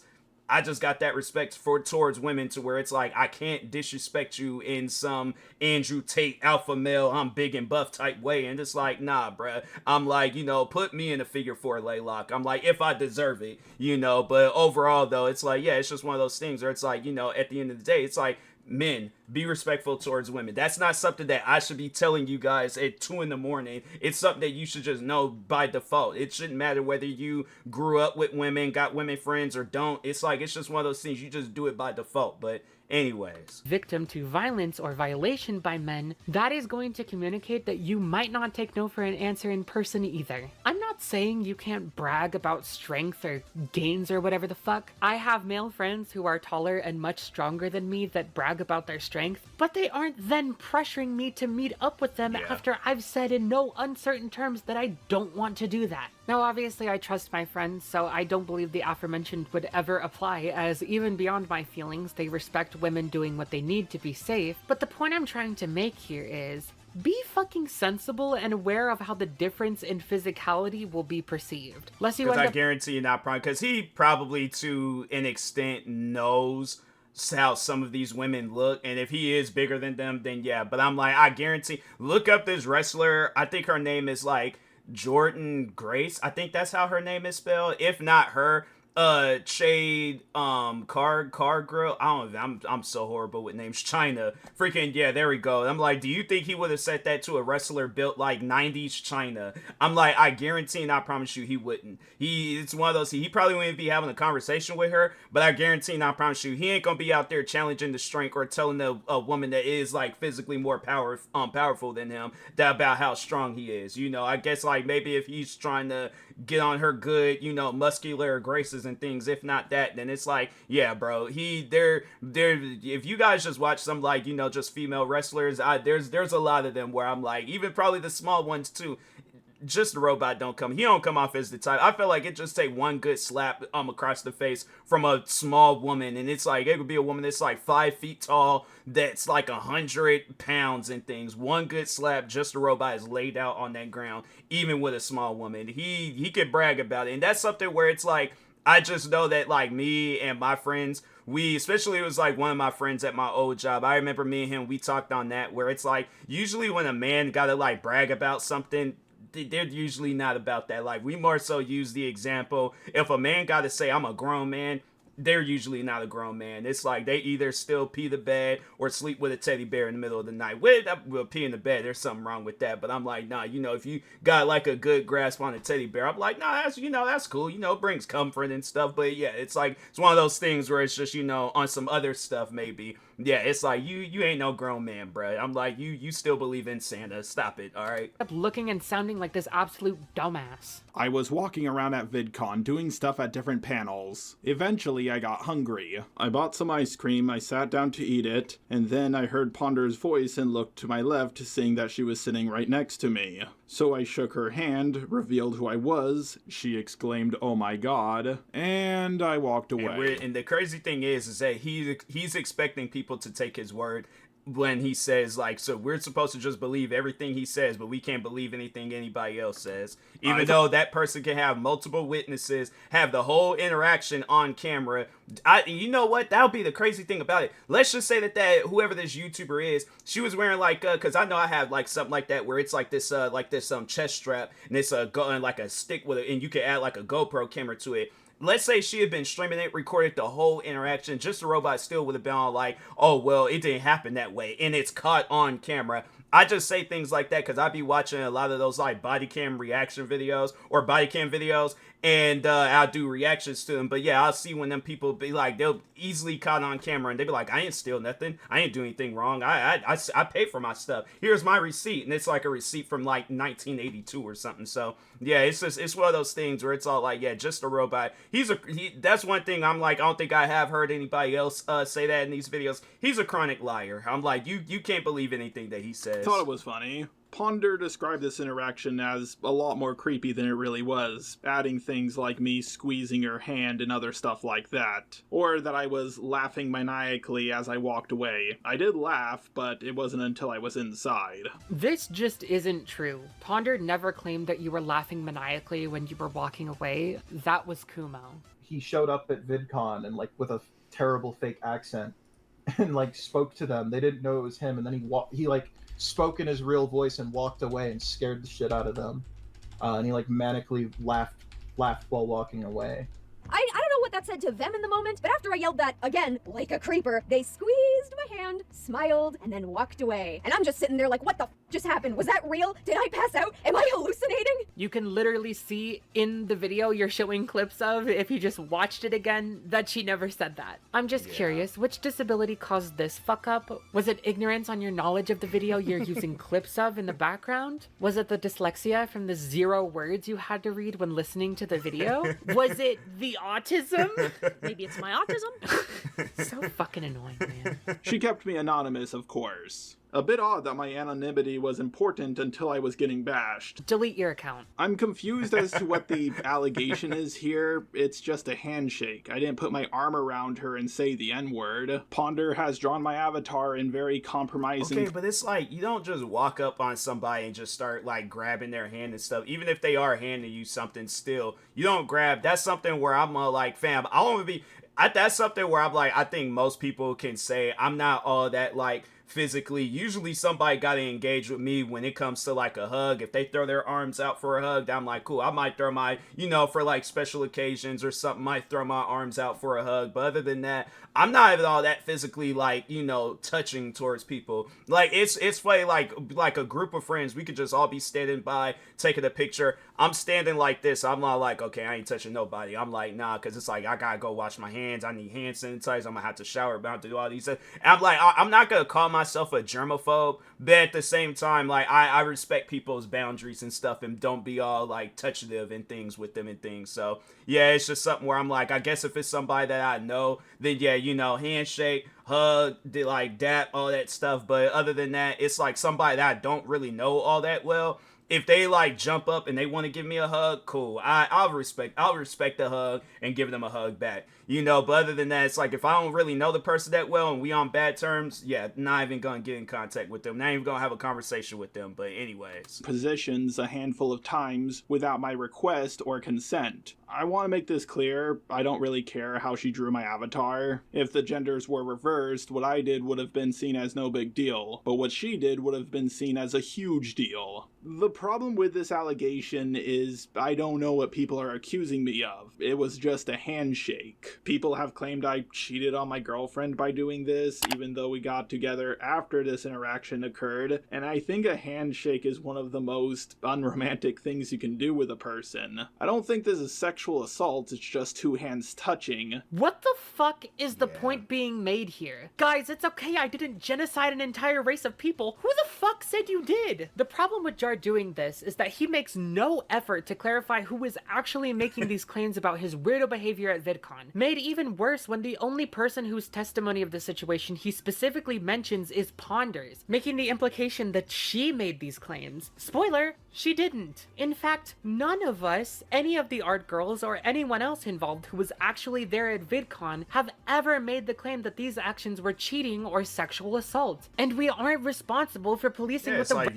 you weird if anything's, but yeah, it's like nobody didn't say that. So yeah, that's just something. It's like it's good old just the robot for you. It's like he is going to hear one, or you'll say one thing, he's gonna hear another. rest of commentary says about it, despite what Jar thinks. And despite that, we were concerned with the story getting twisted or blown out of proportion by some fucked up game of telephone from people who weren't there. The best we could do was give our retelling of events as the people that were there to the public with the labels we found appropriate. That of course being that you're a fucking bitch-ass weirdo with no respect for others' boundaries. As for the cheating claim, this 100% has to do with the way you talk to Mally in the DMs, with your proposition to chat over drinks and joking invitation for her to come back to your hotel room. Now yes, of course this took place before Jar got into a relationship, but pretending as though the handshake is where the idea of cheating came from instead of his DMs with Mally is wildly dishonest. Also, the thing about the art is just not true. Jar was in contact with Ponder when she drew him in the maid outfit, and he posted it to his DeviantArt. What the fuck does Ponder drawing shippy art of her character and yours have to do with you being creepy to people who have told you in no uncertain terms that they do not want to see you? This attempt to turn attention away from your actions is just pathetic. I wasn't hunting the others down at VidCon. If I was, I would have just stayed there with Ponder. I knew she was friends with them, and I knew they were going to meet up. Basically, the allegation about me hunting the others down at VidCon has no proof backing it up. In fact, all the proof. So it's like, that's always been his thing. And I'm like, okay, multiple witnesses, and just because they don't capture it on camera, and that's how he's looking at it. It's like if you don't have concrete evidence, then it never happened. So it don't matter what you say, it don't matter what the witnesses say, it don't matter what anybody says. He's going based off of some Western time where it's like, yeah, you obviously can't show case any proof, so therefore it didn't happen. And that's what I mean. It's like it's always going to be his word against everybody else's, and he's always going to look at it as all like, oh well, I'm in control of my mind and I got the higher ups and all this other. And it's like, bro, it's one of those things where it's like, okay, you know that it's wrong, all right? You have to understand that what you're doing is wrong. If you don't, then it's one of those things where it's like, okay, maybe content creating ain't meant for you then. All right, it's either you got to realize your mistakes and own up to that crap. If not that, just go. Just please leave this content creating stuff alone. Leave it to somebody that can actually take accountability for their actions. But anyways, seems to contradict that claim. Okay, that's not true. We have the screenshots of you asking Mally for ways to identify her after she repeatedly told you she didn't want to meet up, very clearly insinuating that you were still trying to look for her. You also admit right after this that you were keeping an eye out for Ponder last year. I sat next to Ponder by complete accident. I wasn't going to pass up on that opportunity. Very interesting how different the reactions were between us seeing each other. When we saw Jar in the convention hall, we didn't point a camera at him and go up to him. We told each other and left. When he came and sat right next to Mally, Stream, and I outside, we all left. Now granted, I left slightly after because I only realized he was there after those two bitches left me to die. But we still left! And that's the thing though, where it's like, what reason do you have to be there? That's the thing where it's all like, okay, you ain't got no friends that showed up there. I'm like, that's one thing that, like, I guess, like, when hearing Just a Robot, when he, I guess, did talk on this one, that one time in that response video, it's like, fam, you wasn't meeting up with anybody else there. So it's like, why are you even there in the first place? It's like, because he don't come off as somebody that's a fan of other creators. He seems like he only is a fan of himself. This man probably, you know how like there's people that'll sit down and watch YouTube videos when they eating like breakfast, lunch, dinner, and that. I guarantee and I promise you he watches his own videos and he goes back, he's like, oh man, that was such a good point that I made right there. I'm like, bro, you're weird, okay? But anyways, it's like you're not meeting up with anybody there, so it's like, why even show up there? That's all about, like, yeah, that's the thing with him. It's like, I guarantee and I promise you, he was there with the intent of seeing all the different, like, the group of YouTubers that he was harassing. It's like, he may not want to look at it that way, but it's like, okay, then what else do you have to be there? I mean, yeah, anybody can show up to VidCon, but at the end of the day, it's like, why were you there? If you knew that there was going to be people there, my thing is this. I'm not going to show up to an area, even if it's like this big giant event, I'm not going to show up to an area where I know that there's going to be people that I have issues with and they're going to be there. So yeah, that's just something where I'm all like, yeah, he knew what he was doing. So that's why it's like, he's not going to come out and say what he was doing, but he overall knew what he was doing. But when Jar sees a member of a group that he knows does not like him, he can't pass up the opportunity. Very interesting, very normal, not creepy behavior. Then there was another allegation about me hunting them down at VidCon 2024. From the video evidence I have seen, the video footage just shows them running or hiding from someone who is allegedly me, but they don't show me in any of their video footage. There's not one single shred of evidence that I was looking for them. Sure, I was keeping an eye out for Ponder. If I saw her, I was just gonna say, hey, did you see Akumu's new video on you? And then walk away. And that was about it. If there was video evidence of me like, running... It's not even a reason to... It's like, okay, let's say if that was the case, there still ain't no reason for that. So it's like, it's things like that where I'm all like, yeah, him and his fans, that's something that I've said numerous times, they're stalkers. It's all like I just remember the one time where one of his fans, and he was like his like right man in hand at work. Yeah, wait, no, it's like second in command. That's how I was like, okay. It like, look, bro, it's almost 3 a.m. I should be asleep right now. But anyways, but yeah, overall, I just remember sitting down like the one time where I did watch a video about me from Just a Robot and his fan base. It was like it was this guy I think that was helping him out with videos and stuff and appearing in some of his videos. But anyways, I remember watching his not Just a Robot's video, but it was like the one of his fans. And he goes on to say, all like, oh yeah, TMossBoss, we're watching your every move. There's no way you can escape us. And I'm like, you realize you're a grown man, right? Like that's something where I'm like, you know, let's just, at least if we're going to be on the same page or something, let's be on the same page as that. You're a grown man, all right? You're of age. Like, you can go into a GameStops and buy a rated M video game. You can go to a bar and drink alcohol. And you're talking like this on the internet. And I'm supposed to look at you guys as normal. I'm just saying that's going to be kind of hard for me to do, but anyways. Up the escalator to catch them, or chasing them around at panels, that would for sure make me look very creepy. Why the fuck would we be pointing a camera at you if we did not want to be noticed by you because we were trying to avoid you? Are you stupid? Well, yes, obviously, but beyond that, this is another instance of Jar overgeneralizing what we said he did and obscuring specifics before talking about how he would look creepy if we had evidence for claims that we never made. No one said that Jar was chasing us up the escalator or chasing us around at panels, and him laying the video out like this insinuates that we did, which very conveniently works out for him when he boasts about how there's no evidence for those claims. I'm just going to use a clip from Harley TBS's video talking about Jar to show what was actually said, as they have the most detailed recounting of this situation. Fast forward, 2024, VidCon again. I crossed with him in the convention hall, and I had the instant realization of, oh he's here, as I recognized him from a photo I'd been sent just a few minutes prior by another creator who let me know that he was at VidCon. I don't think he spotted me here, but an hour or so later I was walking the downstairs hall, and it was there that I scoured the area, met eyes with him, and then my fight or flight went crazy. He was speed walking towards me in the group. I am not kidding when I say this. I, alongside the rest of the group, literally turned around and ran up the escalator in an attempt to get away from him.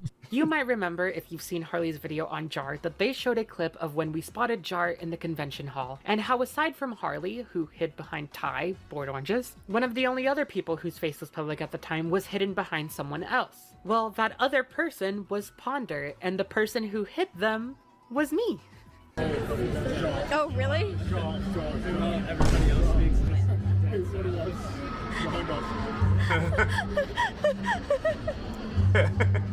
Hide your face. Avoid it.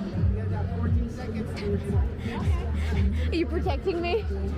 You hear that? Yeah? That's me. You see, I knew that Jar knew what she looked like, and to avoid him trying to approach her again, which none of us wanted, I hid her out of his sight. Of course, that didn't exactly end up working because he saw Harley and started following us before we ran up the escalator to the creator level, but it was a valiant effort, and as far as he's talked about it, he never actually saw her. And considering he admitted to keeping an eye out for her so she could approach her with some fuck-ass comment that I do not believe was his only intention for even a second, my conclusion is that a win's a win, and I'm goated. But just for the sake of argument, let's take their word on it. Let's say I was hunting them down at VidCon and chasing after them. Then what was I gonna do when I caught them? Shake their hand again? Jar, has it not crossed your mind that that question in and of itself is part of the problem? We shouldn't have to wonder what you were gonna do, because it should be basic courtesy it's to like, not— it's not like you're gonna come out and say what you're gonna do. It's like, ain't nobody gonna say what they gonna do when they see a person. I mean, unless it's like a flat out threat, where it's like, okay, like, I guess for an example, if I say, all right, if I see you, I'm gonna swing on you, then it's like, you already know. But it's like, okay, if you out here being all secretive and weird and creepy, do you think some weirdo or a stalker is gonna tell a person that, oh, like, oh, hey guys, over here, I am stalking you and stuff? So it's like, no, they're not. It's just at times he'll say things, and that's why I never sat down. I've seen enough in the comment sections, like, on how Just a Robot talked, that I'm like, I'm not even gonna waste the time of watching a video of his. I'm like, the first video I actually sat down and watched of his was that response video. But other than that, was like fully sitting down and watching it. But other than that, like any other video that he's made, I'm like, I'm not going to fool around with it, because I know I'm going to. It's gonna be one of those things where I'm gonna be clinically dumb after watching the video, and I even feel kind of dumb even watching that response video. I'm like, I guarantee and I promise you, if I had to go back to high school and do a WASL test, I'm failing it. 100%, I'm failing it. And they're gonna be like, what happened? I'm like, you was smart when you was in school. I'm like, what is this? Why is this popping up? I don't know why that's even popping up, but yeah, I did ask for a refund on a video game. I'm like, yeah, let's just go ahead and close that out. But anyways, yeah, but it's one of those things where I'm like, you know, I'm gonna be clinically dumb fooling around with Just a Robot video. Approach people you know don't like you and want— Just in case, hold on for a second. I'm gonna go ahead and turn off Steam, because I'm like, I don't want that message to pop up no more. Not in the middle of a video, at least.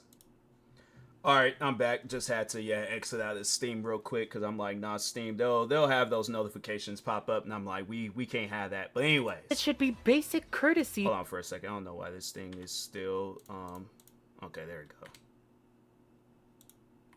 To not approach people you know don't like you and want nothing to do with you. Sure, it's not something we can get you arrested or kicked out of the convention for, but we sure as hell can judge you for it, as can everyone else when they see and that's the thing, he don't care. It's like, until he gets into some actual trouble, he's not gonna care. I'm like, until he's actually, and that to me, I feel like that would be the ultimate victory. I feel like this whole Cinnamon crap, it ain't nothing.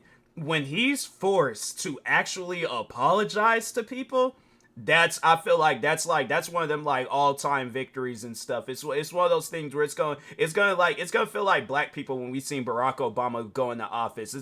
We're gonna feel happy. We're gonna feel proud about this. All right, we all gonna be standing around cheering, crying, high-fiving each other and stuff. And yeah, it's one of those things where it's like wow, he's forced to take accountability for his actions. Complete disregard for others. It's that simple. As much as they say that I'm paranoid, I think they're really the paranoid ones. What a bold... That's the thing. That's a normal thing with him. I guess for those that are not fully familiar with Just a Robot, yeah, he'll him and his fans, they'll flip things on you. Like even the one I remember, there was the one fan from Twitter, or one of his fans from Twitter, where I called them out for being a racist stalker. And he tried to flip it on me, with not so much with being racist, but he's all like, "No, you're stalking me," and I'm like, "You're the one making posts about me every single day." I'm saying, like, anytime I make a post on Twitter, Instagram, YouTube, whatever the situation may be, always talked about it. Dude done made whole playlists about my videos and stuff on YouTube, but I'm the stalker because I call you out for... Oh, okay, but anyways. Thing for you to say, Jar. Actually, bold isn't the right word. That was fucking stupid. You want to talk paranoia, Jar? Fine, let's talk paranoia. Firstly, this dumbass claim is coming from the dumbass guy who, when talking to Cinebear, admitted he kept folders on everyone, including apparent friends and acquaintances, on how to take them down, even naming the collection of folders he had the Tower of Babel, a reference to a DC superhero comic he clearly did not get the fucking message of. Like, I have stuff like... on a lot of ArtCC people I've been gathering, I actually have a folder called Tower of Babel. Yes, that is a Batman reference. Yes, that is a Batman reference, and that's actually why I made the video on Daft Pina, because like I looked at his folder and I was like, holy shit, this is a lot. God. You know how, like, you gotta be a that much of a weird individual when there's somebody out there that then did some bad stuff and you're creeping them out. Like, yeah, that's something where I'm like, nah, bruh, and that's the thing, he don't even realize it. He's looking at it, it's all like, oh, Cinebear's a snake, I'll never work with her and stuff. And it's like, nah, bro, she's seeing you for your true colors. If I never interacted with you, I actually don't have anything in your folder. Sorry. What about a folder? Oh, okay, you don't get it. Okay, so do you know about the DC comic Tower of Babel? I don't. Batman's computer gets hacked by, I believe, Ra's al Ghul, and basically Batman on his computer had a file called Tower of Babel, and in that file was a bunch of folders on each of the Justice League members with like a list of all of. I'm sorry, there's nothing wrong with being a nerd, but bro, Just a Robot, he is a flat out nerd, bro. Like it's just that voice where it's like, you know how like when I said this before, where it's like people and they do like them cringy TikToks and they'll change like the volumes of their voice and things, but it's like, bro, you're not a TV. Stop doing that. Just talk at a normal volume, bro. It's like black people, we talk at a loud volume, white people medium, everybody else it's like, it depends on the race and all that stuff, but it's like you talk like this but then get real low, then you go back up and then you get real low again. It's like, bro, just stop it, okay? Just please stop it. It's like it gets to a point where it's like, bro, just talk like a normal person. My thing is this, they're like, however you talk with your family, talk like that on YouTube, all right? Because it's that voice, man. I'm like, I think that's another reason why I never sat down and watched his videos. I'm like, that voice, that mess around, yeah, that'll make me go out and be a DC comic book villain. I'm like, yeah, bro, shutting off water supplies, blowing up buildings and stuff. I'm like, yeah, if I had to, I'm like, that would be my interrogation tactic to be used against me, sitting down watching Just a Robot's videos. They're like some CIA agents, but like, you tell us everything. I'm like, I ain't telling you guys nothing. As soon as they played the first second, I'm like, okay, they're scattered. It's like this person's here, this person's there, and that person's over there. So I'm like, that's all I know, bro. But please turn that crap off. Their weaknesses and how to take them down. Yeah, I have that, but for ArtCC people. That makes sense why Batman would have that. That's Yeah, really smart. I have one on Ponder. I have one on Oranges. I have one on everyone. Most people in the chat probably haven't read the comic story, but they've watched the animated adaptation called Justice League Doom. Tower of Babel is a Batman story, a Justice League story, where Ra's al Ghul essentially gets into Batman's contingency plans and uses them against his teammates. Now, to Jar saw this and said, this shows that Batman's cool. He's able to take down other members of the League. But the text of it, the point of the story, is that Batman should be ashamed. And he is. Because he didn't check with his friends. He didn't have the trust in them that he could confide in them, that he needed to have contingencies. Because in fairness, they all recognized, contingencies are a good thing. We have an absurd amount of power. And it can be abused, it can be manipulated, we can be taken control. If Batman was open with his friends, with his teammates about that stuff and said, hey, I'm getting a contingency together in case something goes wrong, they all would have been behind him. But he did it in secret. And did it terribly. And yes, I know, I'm getting there, Vlad. And the reason why it's called Tower of Babel is because the Justice League was splintered after that. So, Tower of Babel, they had a single goal, something happens, it scatters them, and now their goal is gone. Batman was the bad guy in that story. And Jar thought he was the good guy. Okay, with that out of the way, it's time for something I've felt the need to talk about since the very second I learned of it. Recently, Lyle Convoy shared DMs with me from back in August 2023 between him and Just a Robot after the first year at VidCon, where he can be seen crashing out over Mally Malware's very clear request for him to leave her alone and stop publicly tweeting about their fallout. Lyle tells him that he should simply respect that request, and in response, Jar goes on about how Mally is definitely going to say things about him publicly, before flat out accusing the art girls and their circles of wishing he had the nudes of a 13-year-old on his hard drive. This is in reference to Spocter, a creator who was found to have the nudes of a 13-year-old long past his 18th birthday. Needless to say, the unanimous reaction to this information has been, what the fuck? This man is so delusional that he is convinced we all wish children were being victimized by him. Just so, I guess hating him would be completely damn, I don't even want you. That's the thing where it's like, I don't even want adults being a victim of him. And I'm like, I can only imagine like the trauma a kid would go through if they had to deal with somebody like Just a Robot. That's what I'm saying. I'm like, it's one of those things where when I hear people's stories and situations of Just a Robot, I mean, like, even with all the stuff that's going on now, and having it where it's like fans of his are coming to me and they're telling me about, even prior before that, where there was like fans that were telling me about his behavior, like other fans, or like fans within his community and their behavior, and then just having it where it's like, these people used to, like, they were kids at one point, and it's like, this is how they spent their summer vacations, this is how they spent their youth, being a Just a Robot fan. And I'm like, man, it's something where I'm like, I genuinely, and I mean this from the bottom of my heart, you could strap a lie detector test for me. I genuinely feel bad for anybody that's they used to be a Just a Robot fan and is currently a Just a Robot fan, because that's something where I'm like, there's all these different creators. I'm not even asking people to be a fan of me. Like, at the end of the day, even reacting to this video or any other video where it's talking badly about Just a Robot, I'm not looking for no friends, I'm not looking for no fans or any of that stuff. Overall, I am spreading more awareness to this stuff and things. I want people to see this. But if these people are like, hey, I don't like you, I did see Just a Robot's videos about you and I hate your guts, I'm like, hey, fine, hate my guts. If they ask me to take these videos down, I'll gladly take these videos down. But at the end of the day, it's like, the thing is this, it's like, even if it's a person that like hates my guts, I still have respect for them, to where it's like, and even just with my own fans, I'm like, I don't want to put you guys in a situation where you feel that you need to like worship me and stuff. And that's the one thing that Just a Robot wants from his fans. And I'm like, bro, that's not what your fans are there for. Your fans, that's something where I'm like, yeah, that's probably why I'm not a famous content creator. Maybe it's me just being delusional or whatever, but I'm like, I don't want my fans to look at me that way. I want my fans to look at me in a way where it's like, if he could do it, I can do it. And whatever their dreams are, they follow through with them.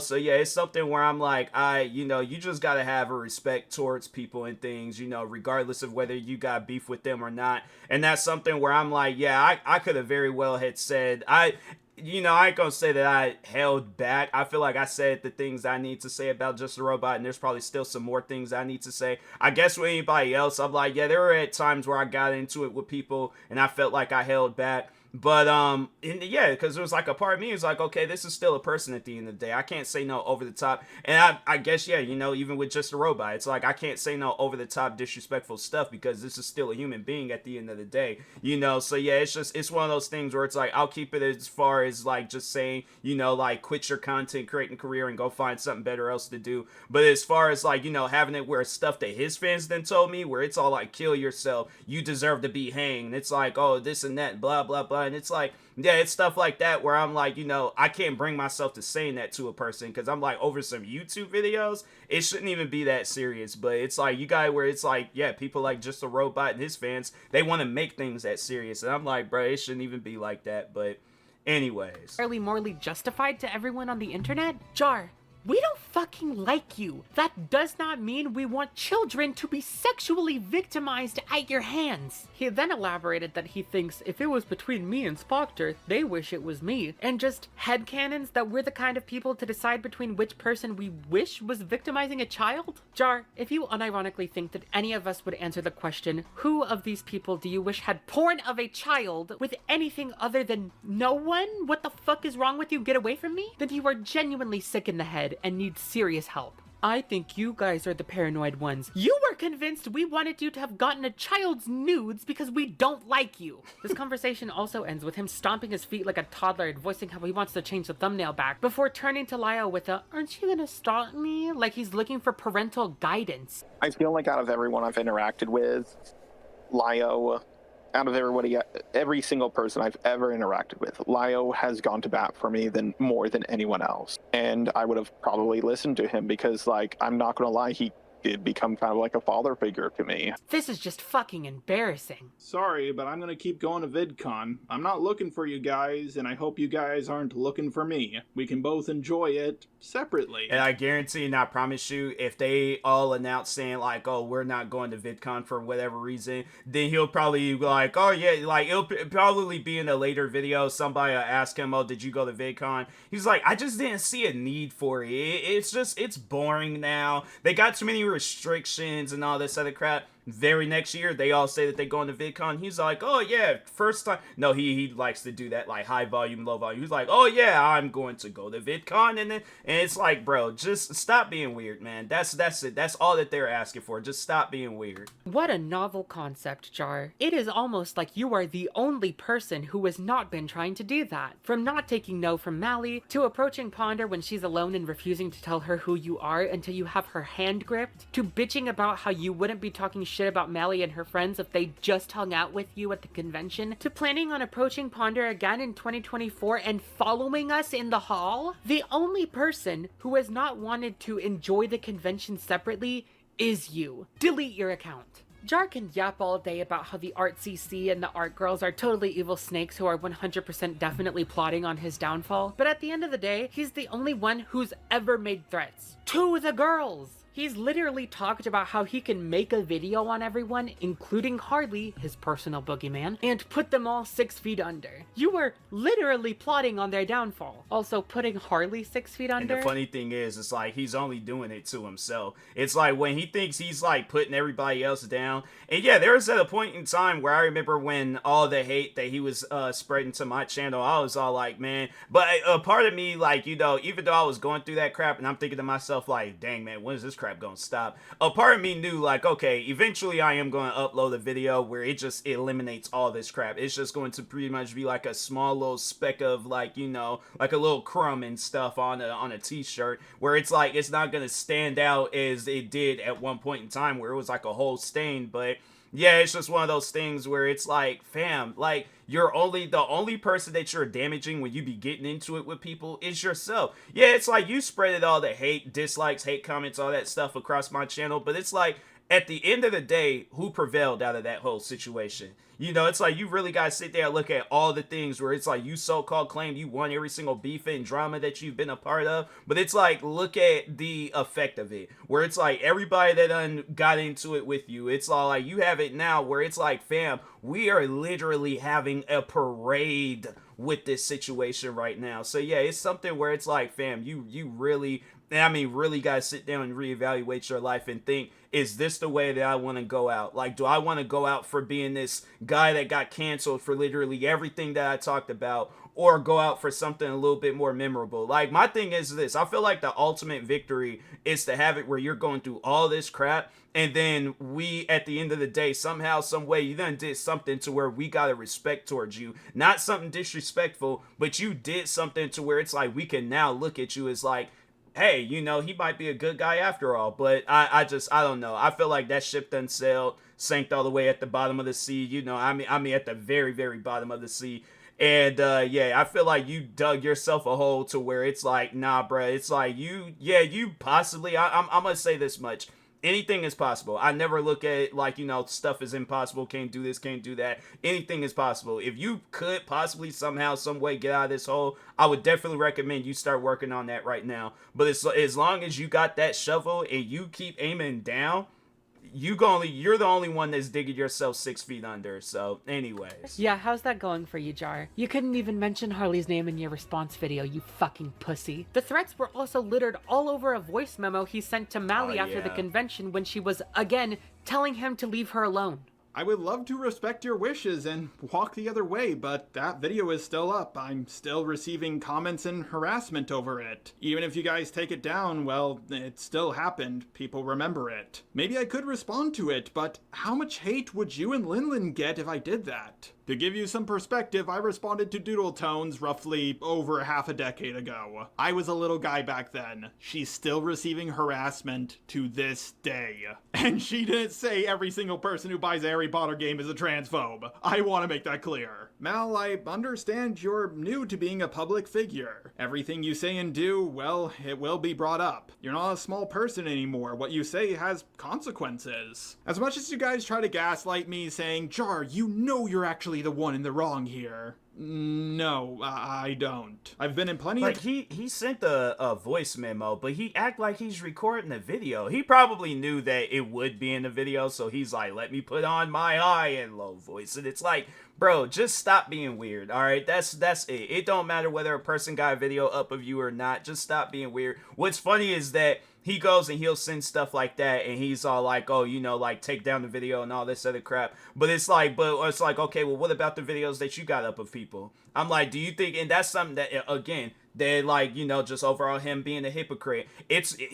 Other people that made videos about him, it's like, yeah, people gotta stop spreading hate, making videos about him and all that stuff. But it's like, as far as him making videos about you, oh yeah, he got the free will to do that. He's like, it's a free country, I can do whatever. Or no. He ain't gonna say no stuff like that. He's like, oh well, my autism kicked in, and overall that's why I made the video. I have no control over what I do. It's like, yeah, my autism, if it tells me to make a video disrespecting you, I gotta do that. And if you send me a thing saying like, oh, take the video down, then my autism turns off, my dyslexia turns on, and therefore I can't read your comment. And it's like, bro, just please stop. It's like, it's one of those things where it's like, I can't tell him to act his age. For one, I don't know how old he is, but it's like his age mentally is definitely the age of a child. So it's like, I can't tell him to act his age, because it's like, okay, it's like it's just going to be a factory reset to a 8-year-old or something. And I'm like, to me, it's just like, I just, if there's a toss up between Just a Robot and an 8-year-old kid like doing something productive, I'm looking at that 8-year-old kid. I'm like, fam, what you got? like you gotta honestly, like, you know, prove me right on this thing, because I'm like, you gotta do something, man, please. I'm like, because yeah, Just a Robot, he's somebody where it's all like, it's like, what could I, it's like, he was like the monkeys before they got that stuff sprayed in them in that Planet of the Apes movie. It's like they do some weird stuff. Maybe that's what we need. We gotta get that stuff, spray him in the eyes a couple of times, so that maybe then he might start acting normal. But anyway, dramas before, all of which I've won, and I've heard the same lines over and over and over again. Okay, I won't talk about you. if you won't talk about me. Deal? But you talk But of course, about Jar people, accused though. Mally when she pointed out his clear attempt to intimidate her of twisting his words because of fucking course he did. My fucking god, I told Leonora what I said, or what I sent. You would twist it into a threat. I fucking called it. Holy fucking shit. It's like, so what did you all mean it by comes it? boils down to is, leave me alone, and I'll leave you alone. Ta-da! Fucking... Jesus Christ. Another day in the art, CC.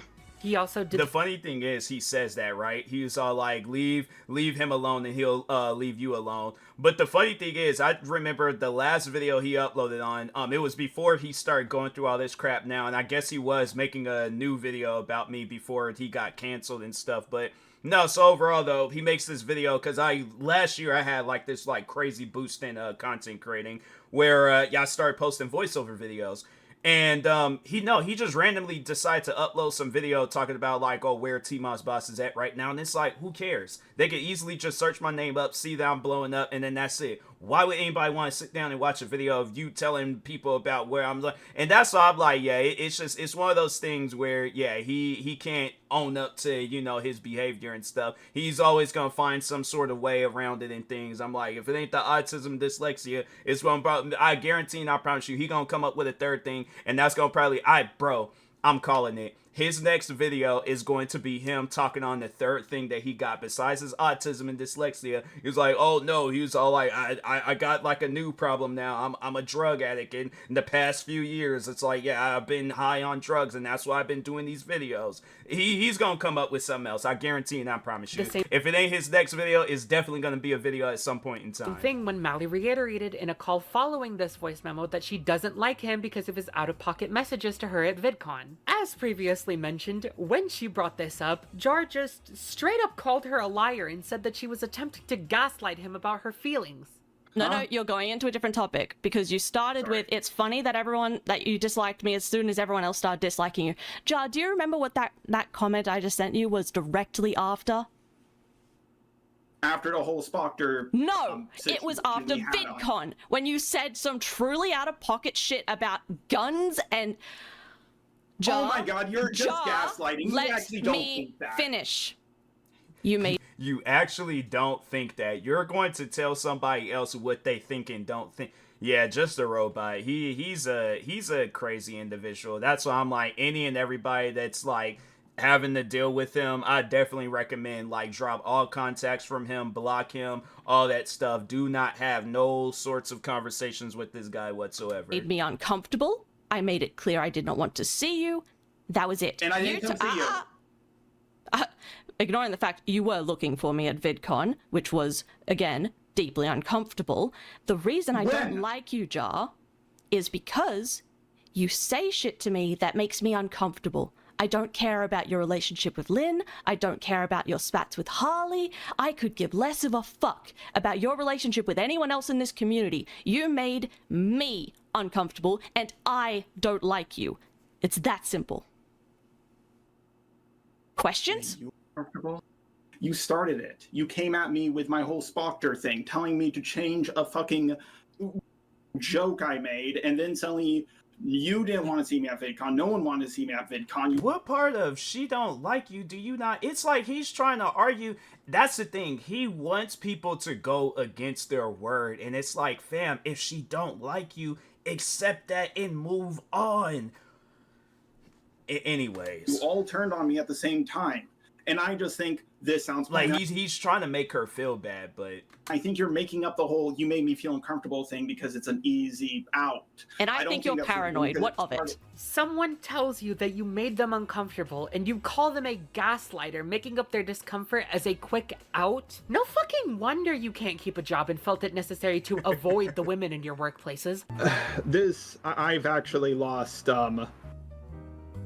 jobs because of this, making jokes like this. Sometimes, and after a while, I started avoiding female coworkers, and then I started. It's like, and meanwhile, at my job, it was like I was cool with every. Well, there was, but I think that was just more so because I ain't gonna lie, like I did have a issue with a female coworker at my old job, but that was because like I was rebellious. I didn't listen to nobody. Like I'm willing to admit that I'm at an old enough age now to where it's like, yeah, I was a rebellious person. You know, people they'll try to tell me to do something. I'm like, why do I got to do that? I'm like, you got two legs and two arms. I'm like, you go out and do it. And I'm like, okay. As I got older, I'm like, I can't be carrying on like that. So when I started working there versus from when I had left that place, somebody had told me to do something. I'm like, I might not like it, but I'm like, all right, you know, to eliminate any issues, let me just go out and do this one thing real quick, you know. So, but yeah, for the most part, I'm like, every female coworker that after that, it was like, yeah, it was always from the supervisors,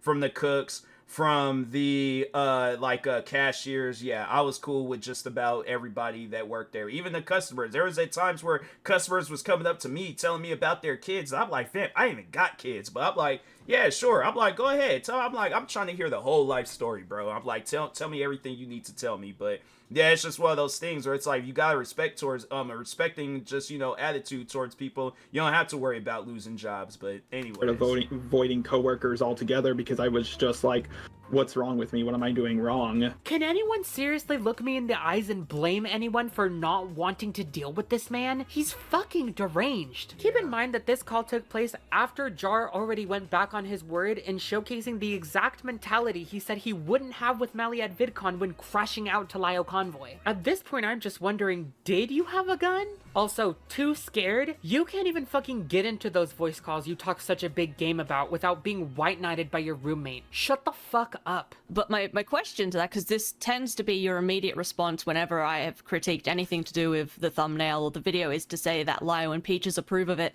Why would I care? I thought you were close to those two. I am friends with them, but we do not share a brain cell. Again, my opinion is not based on committee. I don't care if Lio and Peaches like it. I don't.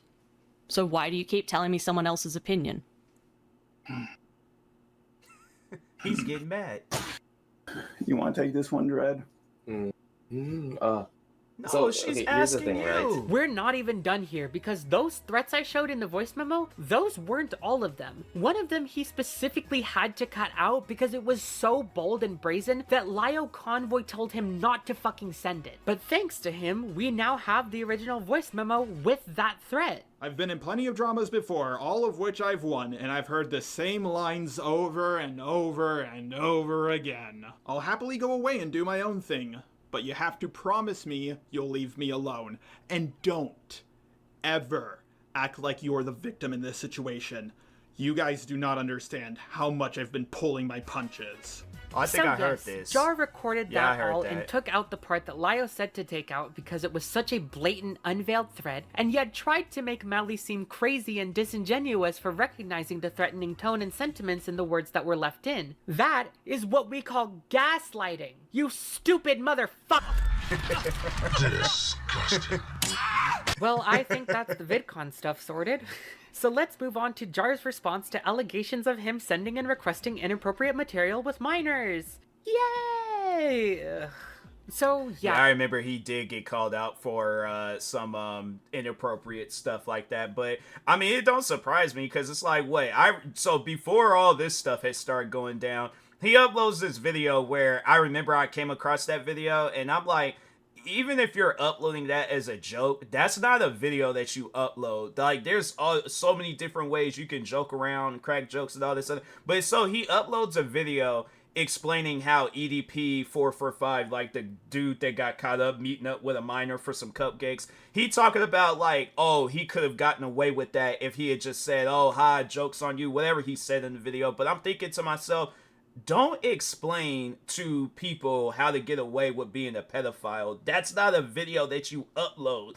I don't, and then, yeah, he didn't understand. Of course, he ain't gonna understand me saying that. I think if it had been YouTube or somebody of some sort of like power and stuff within YouTube would have got on him for that video, then he would have been all like, okay, I'll take the video down. But because he's all like, oh no, it's TMossBoss calling me out, then that must mean that the video is right. Then yeah, that's why he was like that. And I think that video is still up to this day. He has not taken that video down, and I think he even doubled down on that stuff and was still cracking jokes about like grooming and all that stuff. And I'm like, man, that's wow. I'm like, all right, well, I'm like, if you my thing is, I thought he was gonna get canceled for that, but then yeah, then a month later he ended up getting canceled for the Cinnabear crap, and you would have thought, okay, like maybe I shouldn't be, talking on this, but yeah, it's just something where it's like he don't fully understand. Now, then, yeah, it's just something where it's like his brain is just something ain't right. But anyways, Jar has been accused of being inappropriate with minors, ranging from him getting a kid to draw NSFW of Jaden animations for him, to him sending fart fetish porn to a minor as a joke. Now, of course, Jar denies he had any idea about the ages of these people when sending and requesting material from them, but before we get into all of that, I would like to posit that in all of the research I've done, I've noticed a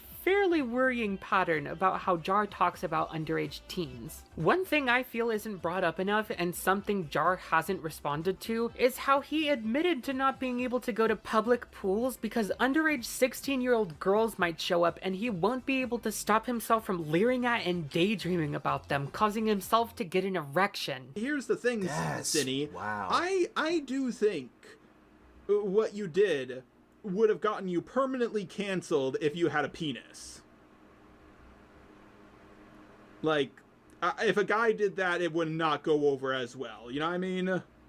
Yeah. Yeah. Like, can I tell you the worst part about being a guy? That you have to pay extra for mayonnaise? No. Sorry, that's. Oh God, I missed Jack. All right. Okay, so I'm at the pool, just relaxing. 16-year-old girl shows up in her bikini. I realize I have to get the fuck out of there right now because, like, I'm not going to be paying attention. I'm going to daydream. I'm going to look in her general direction, and then suddenly a situation is going to happen. So I realize, like, whenever I see a 16-year-old girl in a bikini while I'm at the pool, I'm like, well, time to go home. Wow, that's from the part of the call. Yeah, that's weird. My thing is like, you know, you can't really avoid who you come across in this world. It's one of those things where it's like, fam, if that's what's running through your head, you need psychological help. I mean psychological professional, like the full maximum amount of help that you can receive. Because if that's what's running through your mind when some 16-year-old person walks up to you or walks around you or something, yeah, and my thing is this, all right? And I'm supposed to look at the videos that you upload and look at it as a joke. When I feel like that in some sort of way, he's trying to admit to that type of stuff, but he's like, okay, I can't just come out and say that, you know, oh yeah, this is the stuff that I be into and things. Yeah, that's it's something where I'm like, fam, you definitely need help. I'm like, I'm gonna say that much, but yeah, that's some weird stuff, man. Oh my God. Yeah. Oh my God. I don't even have a quippy one-liner for that. I'm just... oh my God. Yeah. It's really interesting that Jar hasn't responded to I'm or... like, and that's something where I'm like, I'm 28 years old. I've been a man ever since my 18th birthday. Never once did that ever cross my mind. This would be the first time in my whole life has that ever crossed my mind, and I'm still going to go about it in any other situation. I'm like, okay, that's a person over there minding their own business. I'm over here minding my own business. I'm not going to be like this, like looking over at them and stuff, and then like turn around and be like, no, bruh. It's like, if it's really that bad, position your body and don't look at them. Or just overall, don't be creepy. But yeah, just a robot. I'm like, my thing is this. You can't beat the creepy allegations. After that, you cannot beat the creepy allegations, bro. Brought any attention to this at all. I'll just say that. Jesus fucking Christ. As far as things that go makes me for uncomfortable, other and I'm like, I'm in the comfort of my own home. that Jar has responded to, it's still really bad. Now, some people, like Ghost Cato, have tried to increase this allegation all the way to a grooming allegation. No wonder why Just a Robot was so eager to defend Cinny. Skullface, pedos of a feather, flock together, IG. Where did they get the pedophilia from this? Jaden Animations is the same age as me. It's not like I was asking for sexy artwork of that anime VTuber Shark Girl or anything like that. I'm going to assume that this is a certified dyslexia moment because Goat Kato very clearly labeled him as a pred and not a pedo, which are not interchangeable words. Jar's response would make sense if that was the case, but Goat Kato was clearly talking about how the act of knowingly asking a minor that is a fan of you and your big ass channel to draw NSFW for you, as the testimony stated, would be predatory, even if the NSFW is of an adult or adult character. So now Jar just looks stupid again, arguing a point that was never made.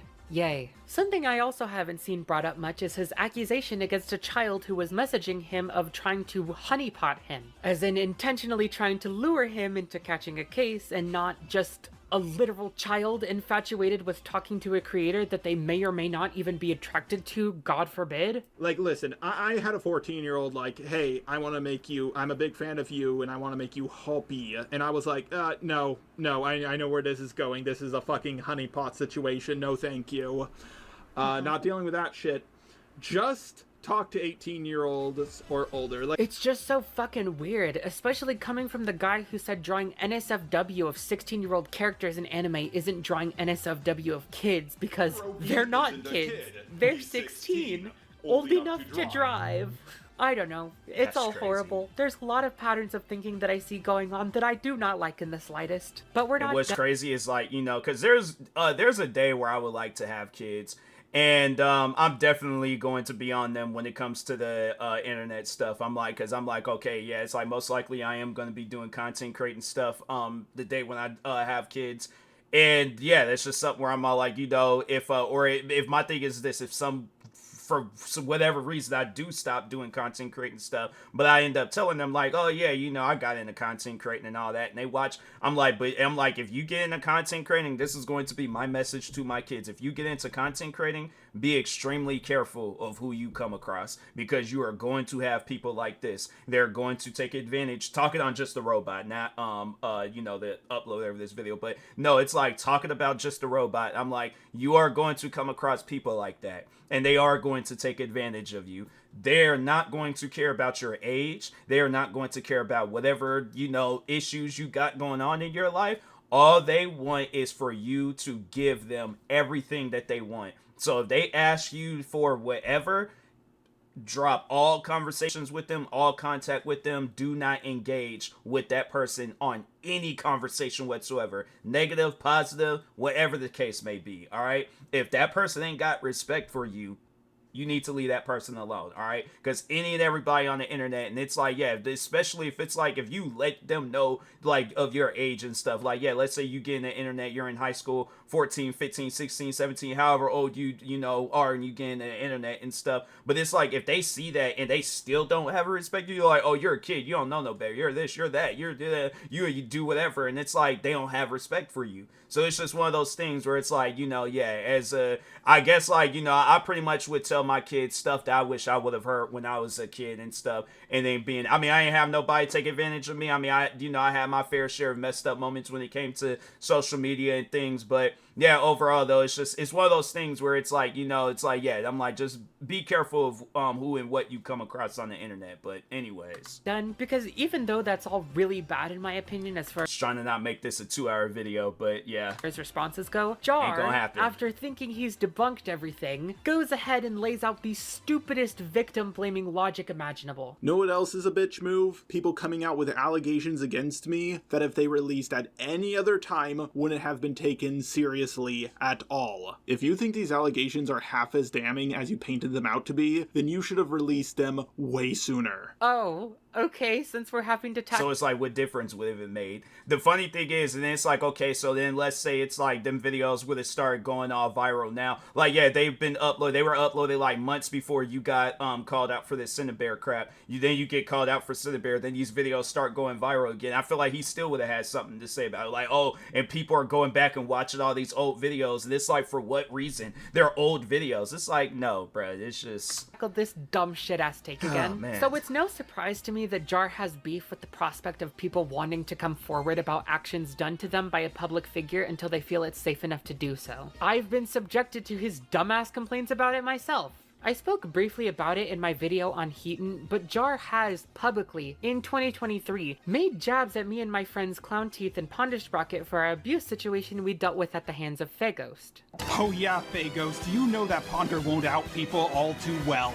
Like, didn't you make up a story about you sexually assaulting 2 trans women, which pushed them into committing toaster and bath or something? And then Ponder, Dulu, Icy Hazard, and a few other people just kept their mouths shut about it for the longest time? Yeah, that was a weird thing that happened. This is of course discounting the fact that I was a minor when I was fed the lie by Faghost, and that the lie was of something in their past, while one of the girls taking her own life happened during us being told the situation, with Faghost threatening to do the same immediately after to a group of people where that threat worked because the act had just fucking happened with someone else. And this is never mind the fact that I was stalked and threatened over keeping silent about this lie, which I was made to believe, until I cut Faghost off before making the expose video, and that I knew if I did so, Faghost would retaliate and try and turn people against me through their mental state and lies, which they did. Yeah, suddenly when the situation is spelled out with information publicly available at the time, Jar's actions as painting us as knowing enablers staying quiet for shits and giggles, I guess, is really highlighted for the bad faith, dumbass victim-shaming take that it is. Go fuck yourself. Also, yes, this video came out before the first VidCon, meaning that after Jar pulled this shit, he went and actively antagonized one of the people he just got done victim-shaming. Even outside of his actions towards me, this take is still extremely victim-blamey when Jar knows damn well how he and his audience treat detractors. Not only has he, as showcased previously, been known to threaten to take down people he doesn't like, but has been transparent about how the method of him doing that is his dumbass audience that he is very much aware will harass his detractors for years, as mentioned in his cartoon villain monologue to Mally Malware. This is also ignoring the fact that a lot of these people mentioned were minors at the time of his inappropriate actions, and it should go without saying that minors don't always recognize when they were treated inappropriately until they grow up and gain more perspectives and life experience. No, that's facts. I didn't even know what had happened to me until I was an adult, because the behavior I dealt with from adult men was so common that I thought being sexualized and degraded in front of groups of people as a joke must be normal. It's fucked up, Jar, and your shit takes on this topic prove that you're in no position to ever speak about this stuff again. But yeah, that's some real life stuff. Like, you know, like I said, I've had my fair share of, more so when I was younger, underage. There was one particular moment I did talk about it. I feel like right now might not be my place to talk about it, but yeah, there was a situation where I did get taken advantage of. And I think it was by I honestly think it was by somebody. I think I know who it was too. But yeah, it was a situation where, you know, some inappropriate things was done. And yeah, it was something where I'm more like through phone. I'm like, let me just say that much. I'm like through phone. But yeah, there's some just inappropriate things done through phone. And yeah, it's something where it's like at the time being, didn't really think anything of it. Then as I got older and I heard more and more stories about that type of crap, and I'm like, wow, you know, there's people out there that are just outright evil. And I'm like, man, you know, it's messed up that and I'm like, man, if I could just overall, and that's why I was like, no, I did. I sat down, I took the time, I made a video, I talked on that stuff, and I'm like, you know, if anybody sees that video, I really do hope that it helps them out if they are going through that crap. So yeah, it's just one of those things where I'm like, you know, there's so many different videos that you can make where it's like you can help people and like overall feel happy afterwards. But yeah, that you like, you know, that you could possibly potentially help somebody. But it's like in Just a Robot's case, he's like, no, it's just down with everybody. It's like, I don't want nobody being happy. I want everybody being upset and evil and all that. But anyway, honestly, the main reason why this mentality is so funny and so stupid coming from him is that he spent so much of 2021 and 2022 benefiting from the behavior he's bitching about being directed at him now. You see, Jar made videos back then detailing events in his life dealing with the old DeviantArt ranted community and the creators in it from almost a decade prior, and even begged Kalimara to boost one of his videos about it as a birthday gift. And in it, he says things like this when criticizing a friend of mine, Clown Teeth, who was known back during the DeviantArt ranting era as Icy Hazard. Now if you guys seen my video on Icy Hazard, you know just how unbelievably stupid she can be. Also, I will admit, I did make a lie in that video. I said in that video that I never heard about her until I made that video. I lied because at the time I didn't want her to find out who I was, or anyone to find out who I was. So Jar is allowed to have reason and justification for not revealing his true identity with a content creator he deems to be a bad person, and also reason to keep his mouth shut about all these super mean, disgusting bullies for nearly a decade, but no one else is allowed to take time and reflect on his actions to others and ultimately decide to come forward when they feel it's safe to do so. Like I said, a hypocrite. How convenient. I would also like to mention that in his criticism of my friend Clown, he conveniently forgets to mention that the dumb take she had was made when she was a literal 17-year-old, and instead just marches ahead with the criticism against her as though she currently believes in it in the present day. There was a moment when Icy Hazard said, "You're a grown man and Jinx is only a 14-year-old girl." And I said, 14-year-old girl? Interesting. So was Princess Elizabeth 013, to which she said, well, not every 14-year-old is the same. Yeah, Jinx doesn't have autism, and Princess Elizabeth does. Icy Hazard, you're a fucking moron. If Geeky Girl Heather, who's in her 30s, can go after Princess Elizabeth 013, then I can go after Jinx if she's lying about me. What a good faith manner of going about things, Jar. I guess this means the "it was a long time" argument doesn't apply to all your past racist comments and actions that you did as a grown-ass man. My friend Clown has a video coming out sometime in the future detailing the history of that whole fuck-ass community, and has plans to talk in detail about Jar's antics both in and regarding the situation long after. So I suggest you keep your eyes out for that. I'll definitely be promoting it. You guys kept your mouth shut about Fagos. You guys should have come forward about me sooner if you think I'm that bad. You kept your mouth shut about who you deem to be horrible people and let them run around with tens of thousands of subscribers. So either cut the shit and recognize that this is a dumbass line of thinking that you're only switching up on because your morals are entirely conditional based on how much they serve you, or shut the fuck up, stupid. Delete your account. So those are about the biggest situations I was interested in talking about that I felt I had the most to say on, and I'm glad to set the record straight on all the bullshit he's been spewing, especially about me and fucked up things that happened to me when I was a kid, so that's nice. Will Jar learn from this? Probably not, and I don't care. If I had to sum up this creator in just one word, it'd be embarrassing, because that's all facts. Jar is and will ever be if he doesn't grow the fuck up and act his big age of 30. The best part is he's so brazen about puffing his chest all the time and presenting this fuck-ass Giga Chad image of himself. I mean, I knew he was older, but I guess, like, it didn't really dawn to me. I'm like, dang. And then whoever this is that's doing this video, it's all like, yeah, it's like, I mean, older, younger. The thing is this, I'm like, to me, it's like, if she, either way, it's embarrassing for Just a Robot, where it's like, if she's younger and she's more mature than you, that's sad. If you guys are the same age, but then it's like you for some reason feel like you gotta act like 10, 20 years younger than your age, that's sad. I'm like, so yeah, I'm like, yeah, with this person, I'm like, and everybody else that I didn't see talk about Just a Robot, I'm like I've said this before. I think it was in the last video, but I'm like, there's a toss up between being a part of the art community, this art community, or yours. I'm like, sign me up, bro. I'm like, sign me up for the art community, because I'm like, I just based on your community alone and the interactions that I've had with it, it seems like there's a lot of people that's like, okay, we just wasting our time and we ain't really going nowhere in life. So yeah, I guess if you just one of those like mindless people, they ain't got no direction, no guidance, no nothing, then yeah, Just a Robot's community it's the right spot for you. But I'm like, I'm gonna let you know right now, you ain't gonna achieve nothing in life being a Just a Robot fan, being Just a Robot or Just a Robot fan. And I legitimately can't tell if it's out of pure delusion or if he thought he would never be caught, and I can't tell which is more embarrassing. Like him boasting about helping people like Mally's channel grow and taking responsibility for her notoriety, while conveniently forgetting that... No, he does that. He'll like, his fans, they'll comment underneath, even when last year when I was like really blowing up and stuff through voiceover videos. And the crazy thing is, it's like comparing the voiceover videos I uploaded to the Just a Robot videos that I uploaded last year. I uploaded a bunch of voiceover videos because they were doing well for my channel. I'm uploading videos that's getting like over 1 million views and stuff. So I'm like, bet I'm definitely uploading these videos. His fans are still commenting underneath my channel talking about, oh, Just a Robot, he helped you get to where you're at today. And I'm like, fam, YouTube has that analytic page, right, where it shows your 10 most viewed videos of that year. None of those videos had Just a Robot's name in it. I'm like, I don't even think he made it into the top 100. All right, top 1,000. I upload a lot of videos throughout the year. And that's just been like that ever since I decided to become a content creator.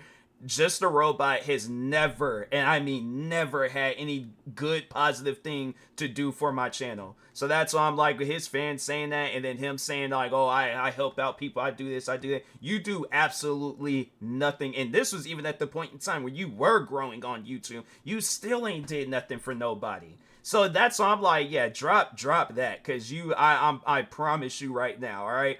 It's like, you're, even with this whole situation that's going on right now, still absolutely nothing for it. The only people that are watching these videos are people that do know about you. But other than that, it's like my videos, everybody else's videos ain't doing nothing for nobody. Just a few months prior, he was begging to be let onto her podcast because his numbers were down and he needed a boost. Embarrassing. Him admitting to getting fired from jobs because he can't help making cock jokes to the women in his workplace, all while continuing to be an absolute weirdo to practically any woman cursed by his presence. Embarrassing. Yeah. Him crying about how others should have come forward years sooner if they actually believed the things he did and said to them held any merit for condemnation, all while having a 2-part video series detailing wrongs done to him by creators from almost a decade prior, including an argument he had with a then 17-year-old that he still hasn't gotten over. Embarrassing. Him trying to present himself that's as probably when he saw, like, he said that. He was like, I'm still mad about stuff that happened years ago. Bold, intimidating figure that people are too scared to debate when he can't even handle calls with other people without having his roommate White Knight for him the entire time. Embarrassing. And,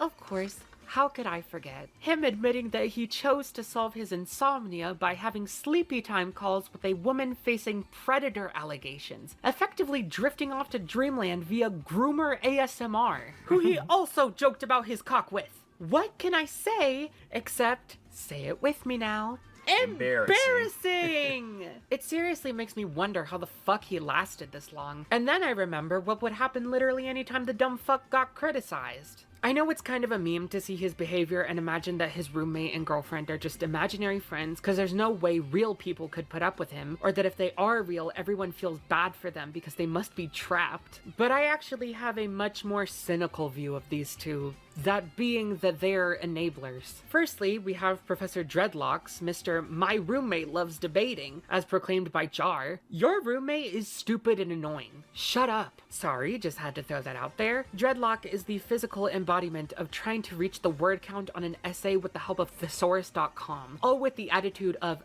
actually, and that's why absolutely no one I've spoken to likes him in the slightest. Professor Token is not an innocent party by any means, and has contributed to Jar's antics behind the scenes several times. And while his girlfriend has no public platform or alias, need I remind everyone that Jar claimed in his original Cine video before all the backlash started, that his roommate and girlfriend both agreed with the horrendous points made in it, and only didn't want him to upload it because they didn't want him to fight for so long like he did in all those other dramas that he's won. So yeah, that's where I stand. Time and time again, I have seen this man get coddled for his dumbass actions by not only his audience, but his friends, basically all of which at this point have wisened up and dropped him. Every single time I would see the refrain of, I don't think Jar's a bad person, I just think he's ignorant. And my response to that is, I don't fucking care. Yeah. And the excuse for ignorance has long since run dry on its deserved merit. I would understand if Jar was a lot younger, like a decade younger, or if these were rare or first-time occurrences, but Jar is in trouble for saying dumb shit all the fucking time, and every thing is this, it's all like, it has almost been a decade, because it was like, what, the hatred towards reaction videos, that did start in like 2014, 2015, and I think Just a Robot, he was uploading videos back then, so it's like, he's been the same person. Like I said, I've been dealing with him for 9 years. Nothing has changed. I'm like, the only thing I had to say that's changed is like he's grown a lot more. Because when I had very first came across him, he had like 2,000-3,000 subscribers and stuff. So he's grown as a content creator, I guess. But overall, him as a character, Nothing has changed. Time he's had ignorance, autism, and dyslexia to fall back on like it's his holy trinity of excuses. None of the aforementioned are excuses for the harm he causes, for the misinformation he spreads, for the narratives he twists, especially not this far into the game. Being a commentary YouTuber is 90% research and reading. Both are integral to this path that was apparently Jar's aspiration for a full-time job. If you're not responsible enough at your big age to handle your platform with the bare minimum amount of care and due diligence, then you shouldn't fucking have one. As a friend of mine once said to you at the wise age of 17, you're a grown-ass man. It's time to act like it and take some accountability for the heaving car wreck in flames you've become. TLDR, be better or fuck off and delete your account. Wow, okay. That was fun. Shitting on Jar, while infuriating because you're forced to think about how stupid he and his actions are, is always a good time. But as with all good things, too much of it is a bad thing. So this is probably it for me on Jar Talk, unless he comes out and says some more truly stupid things about me or situations I was involved in. But until then, and speaking of truly, I would say catch me on the new channel, and you should. But before I get back to posting over there... That's like a tongue twister almost. Truly. Okay, I said it. Right. As I said in the beginning, I have one final video to make here on Nezzy Monster. Yeah, it's about time I make a video detailing all that they have done to mostly me, but other people they've hurt as well. So, if you're interested, stay tuned to see how they befriended my abuser, Faghost, long after their actions were exposed and toyed with them about coming back to their platform, and then tried to paint me as an evil, jealous ex when my Heaton video came out because they're currently dating my ex-boyfriend. And more things to come. It's gonna be a ride, so strap in. Until then, which will hopefully be very soon, have a good day, everyone. Bye. Yeah. That's that last part. I'm like, dang, that's some crazy stuff. I'm like, you got people out there, they just do some evil stuff for no reason. But yeah, I'm like, I find it always unfortunate seeing, I said that even with the last video. Yeah, it's always unfortunate seeing people having to deal with just a robot, and it's like me having to deal with him the longest. It's like, going on, it'd be 9 years, like in maybe April or May. Whenever he did his first video about me on his, because he has, for those that don't know, he does have 2 channels. So I guess like if his much more bigger channel, I think it's like at 200K now. If that one goes out, then yeah, he has the other one to fall back on. It's not as popular. I think that one's just as worse than the bigger one. But yeah, overall though, it's like you go back on that channel, it's like me and him, we've been going at it since 2016, all because of reaction videos. And that's the thing with, it's like with him, he doesn't understand how to just accept things. Like, and that's the crazy thing about it. It was like when I did the video, because that's how it started between me and him. I did a video titled Defending Reactors. I did not know who Just a Robot was. I didn't know anything of him. He seen that video and he just randomly started this issue with me. So that's why it's like, yeah, it's one of those things where it's like he purposely sets himself up for failure for whatever reason. But yeah, it's just something where it's like, one day you would think he would learn, but it's like he hasn't learned his lesson. It's like going on 9 years now. It's like, yeah, he's still the same person that he was when he had like 2,000-3,000 subscribers. I see it in the near future. He's going to be right back at that number because, yeah, it's like, bro, he has been getting hit with some like mass amount of like people unsubscribing from him and stuff, and just overall not being a fan of him anymore. And it's like, yeah, it's very well deserved. It's like, look how he's carrying on. So, but anyways, yeah, it's 4 a.m. right now. I should be asleep. But yeah, make sure if you guys haven't, go subscribe to Truly. Show her the most about love and support. Subscribe to her secondary channel too. And yeah, subscribe to me also. And I'll talk to you guys later. Thank you guys for watching, and peace.